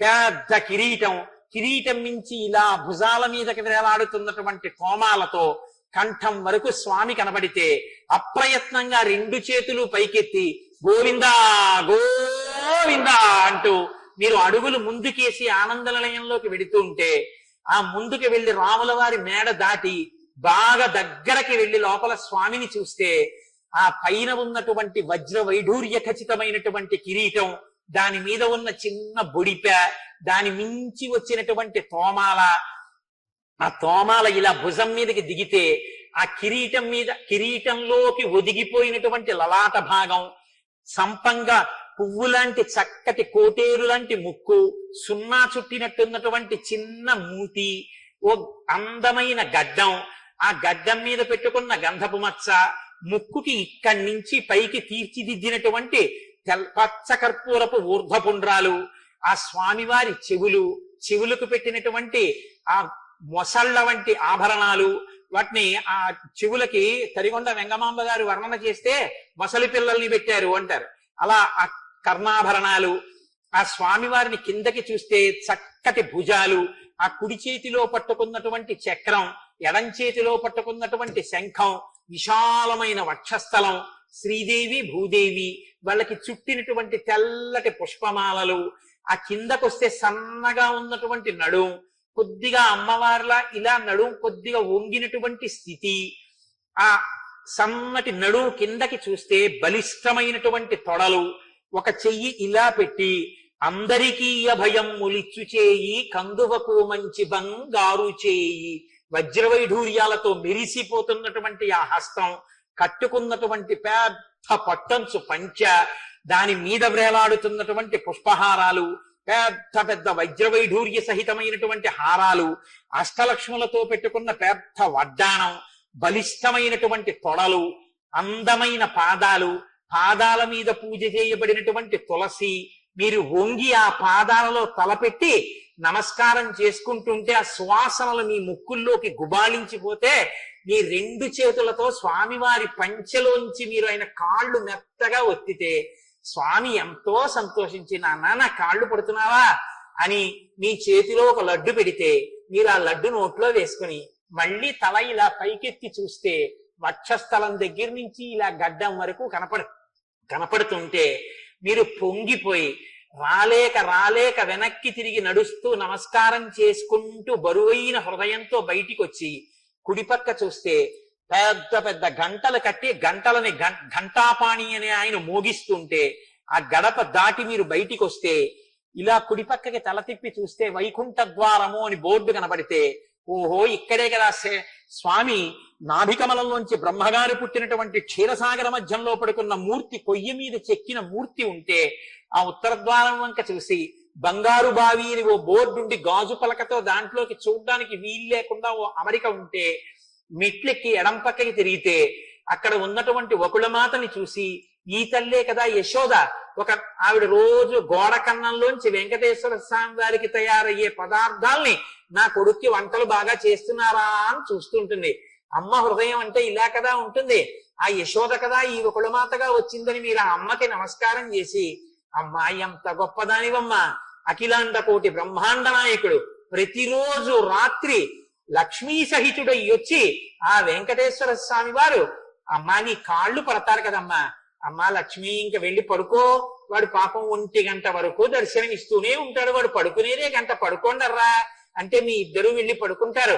అమ్మా ఈ కోటేశ్వరరావు వచ్చి వెళ్ళారని ఒక్క మాట చెప్పమ్మా అంటే, అసలు నిన్ను రోజు వాడు తలుచుకుంటాడు రా అబ్బాయి అని అమ్మ చెప్తే ఆనందపడిపోయి అమ్మ పెట్టినటువంటి అప్పం ఒకటి పుచ్చుకొని ఆ ముందుకెడితే పెద్ద పాతుకలు తల మీద గట్టిగా పెట్టి ఇంత ఉద్ధరణితో చెయ్యి నిండిపోయేంత తీర్థం చేతిలో పోస్తే, ఆ తీర్థం పుచ్చుకుని లోపలికి చూస్తే నోటికి ఇలా చెయ్యి అడ్డు పెట్టుకున్న ఆజ్ఞాపాలక హనుమ, జాంబవంతుడు మొదలైనటువంటి మూర్తులు కనపడితే ఒక నమస్కారం చేసి ముందుకెళ్ళి మెట్లు దిగి కొంచెం ముందుకెడుతూ ఇలా ఎడం పక్కకి తల తిప్పితే ఇక్కడే కదా వస్త్రాలంకార సేవ చేసే వాళ్ళని కూర్చోబెట్టి వస్త్రాలు తెచ్చి తల మీద పెడతారు అనుకుని కుడి పక్కకి తిరిగితే ఎడం వైపు అరుగు మీద పరకామణి డబ్బులు లెక్కెట్టే వాళ్ళు వెండి బంగారం తెల్లటి లుంగీ పంచల్లా కట్టు కూర్చుని 500 కాగితాలు 1000 కాగితాలు వివిధ దేశాల యొక్క కరెన్సీలు అన్ని రాసుల కింద పోసి ఉంటే ఎన్ని ఇస్తావో ఎన్ని బుచ్చుకుంటావో తండ్రి, ఎంతమంది కోరికలు తీర్చావో,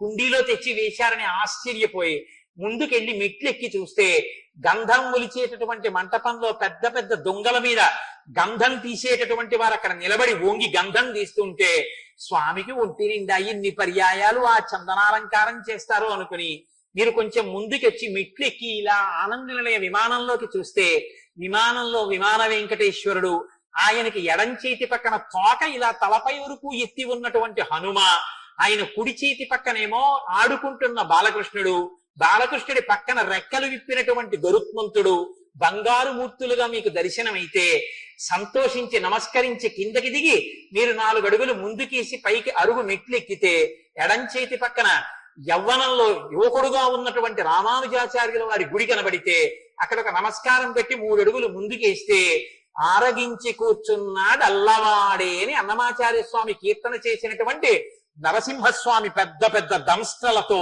మోకాళ్ళు ఇలా పైకెత్తి ఇలా 2 చేతులు పెట్టి కూర్చుంటే ఈ పైన ఉపరితలాలు గోళ్ళు వేళ్ళు ఆ ముఖం అందం ఆ ఊర్ధ్వపుండ్రాలు కట్టుకున్న పంచ ఆయన్ని చూసి ఒక నమస్కారం చేసి ఆయనకి ప్రదక్షిణ పురస్సరంగా కిందకి దిగుతుంటే మెట్లు కుడి చేతి పక్కన ఇచ్చట కూర్చుండరాదు అని అక్కడ ఉన్నటువంటి ఓ పళ్ళెం, అక్కడ స్వామివారికి అలంకారం చేసే ఊర్ధ్వపుండ్రాల కర్పూరం ఇక్కడే కదా అరగదీస్తారనుకుంటే అక్కడి నుంచి కిందకి దిగుతూ ఎదురుగుండా చూస్తే ఒక ఫ్రిడ్జ్ లాంటి బాగా అద్దం పెట్టేసి ఉన్న చోట వెండి ట్రేలు పెట్టి దాని మీద స్వామివారికి అలంకారం చేసేటటువంటి పుష్పమాలను వాడిపోకుండా అలాగని మంచు తగిలి చెదిరిపోకుండా ఉంచవలసినటువంటి సమశీతల స్థితిలో ఉన్నటువంటి ఆ ఉన్నటువంటి గది, అందులో పెట్టబడిన పుష్పమాలలు, అక్కడక్కడ అంటుకున్నటువంటి మంచు బిందువులు, దిగి కొంచెం ముందుకెడితే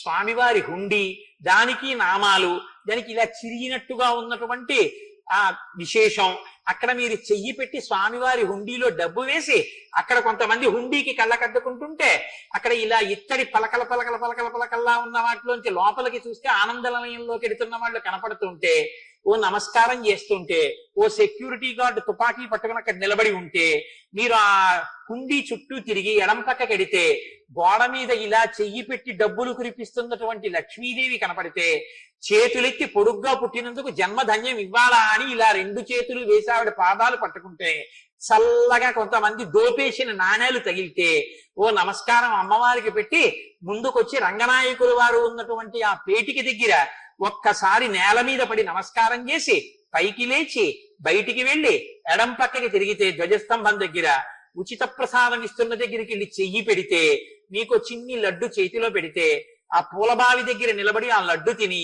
యాలుక్కాయ తొక్క యొక్క పీచు పంటిలో దూరితే నోట్లో వేలు పెట్టుకోపోతుంటే భార్య అదిగో మళ్ళీ ఎంగిలి బయటికి వెళ్ళాక తీతురు కానీ ఎప్పుడు నోట్లో వేలెడతారు అంటే అవునవునవును అని ఆ లోపల నుంచి వస్తున్నటువంటి సువాసనలతో ఉన్న వంటశాల దగ్గర అష్టదళ పాదపద్మారాధన ప్రసాదం కవర్లతో పుచ్చుకుంటే అందరూ ఆ పెద్ద లడ్ల వంక చూస్తే మీరు కోటీశ్వరులైపోయినట్టు భావించి ఆ పంపుల దగ్గర చేయి కడుక్కుని అప్పటి వరకు పెద్ద పెద్ద అగ్ని చక్రాలు అవి స్వామివారికి ముందు వెళ్ళినటువంటివి అక్కడ పెట్టి ఇంకా చిన్ని చిన్ని జ్వాలలతో వెలుగుతుంటే నీళ్లు పోసి ఆర్పిన చోట్ల పొగలొస్తుంటే ప్రసాదాల జిడ్డు కింద పడి కాళ్ళు జారకుండా నీటి గొట్టాలతో తడుపుతుంటే పరిచారికులు ఆ తడికి మీ కాళ్ళు కడగబడితే మీరు అక్కడికి వచ్చి ఎడం పక్కకి తిరిగి తివాచి మీద కాలు పెట్టి ఇలా పైకి చూస్తే మళ్ళీ గుణపం వంక చూసి మళ్ళీ ఇలా తల ఓసారి కుడి పక్కకి తిరిపితే ధ్వజస్తంభం అడ్డొచ్చి ఇంకేం కనపడకపోతే ఈశ్వరా నాకు పునర్దర్శనమీయని మెట్టు దాటి బయటికి వచ్చి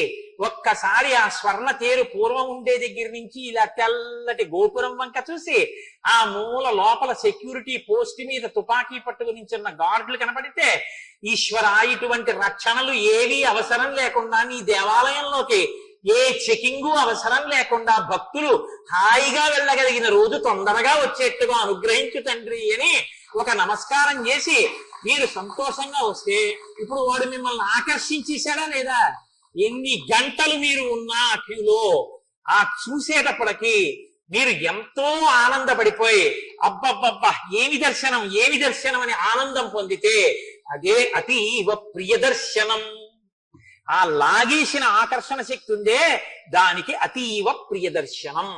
దానికి వృద్ధుడు స్త్రీ పురుష పండిత పామర కుల మత వర్ణ వర్గ విచక్షణ లేకుండా లాగగలిగిన ఆకర్షణ శక్తి రాశీభూతమై వెంకటేశ్వరుడైతే అదే రామచంద్రమూర్తిగా కూడా కూర్చుంది. అటువంటి స్వరూపాన్ని చూసినటువంటి ఆ శూర్పణఖ రాక్షసి అయినా కామాన్ని పొందింది. రాక్షసి కాబట్టి కామాన్ని పొందింది, భక్తుడైతే పరవశాన్ని పొంది ఉండేవాడు. కాబట్టి ఇవాళ శూర్పణఖ పొందినటువంటి రామదర్శనం అన్న ఆనందం దగ్గర శనివారం మానసికంగా టికెట్ లేకుండా వెంకటాచలం ఆనందనిలయం దర్శనం మీకు అయిందని నేను అనుకుంటున్నాను. కాబట్టి ఇక్కడ మనం ఇవాళ ఉపన్యాసాన్ని పూర్తి చేసుకుని రేపు మళ్ళీ పునఃప్రారంభం చేద్దాం. మనం ప్రతిరోజు చెప్పుకున్నట్లే చక్కగా ఒక్కసారి రామనామాలు 11 పర్యాయాలు చెప్పుకుందాం. ఆ తర్వాత చాలా ముఖ్యమైనటువంటి అనౌన్స్మెంట్ ఉంటుంది. కాబట్టి మీరు శ్రద్ధాళువులై కూర్చుని ఉండేదరుగాక.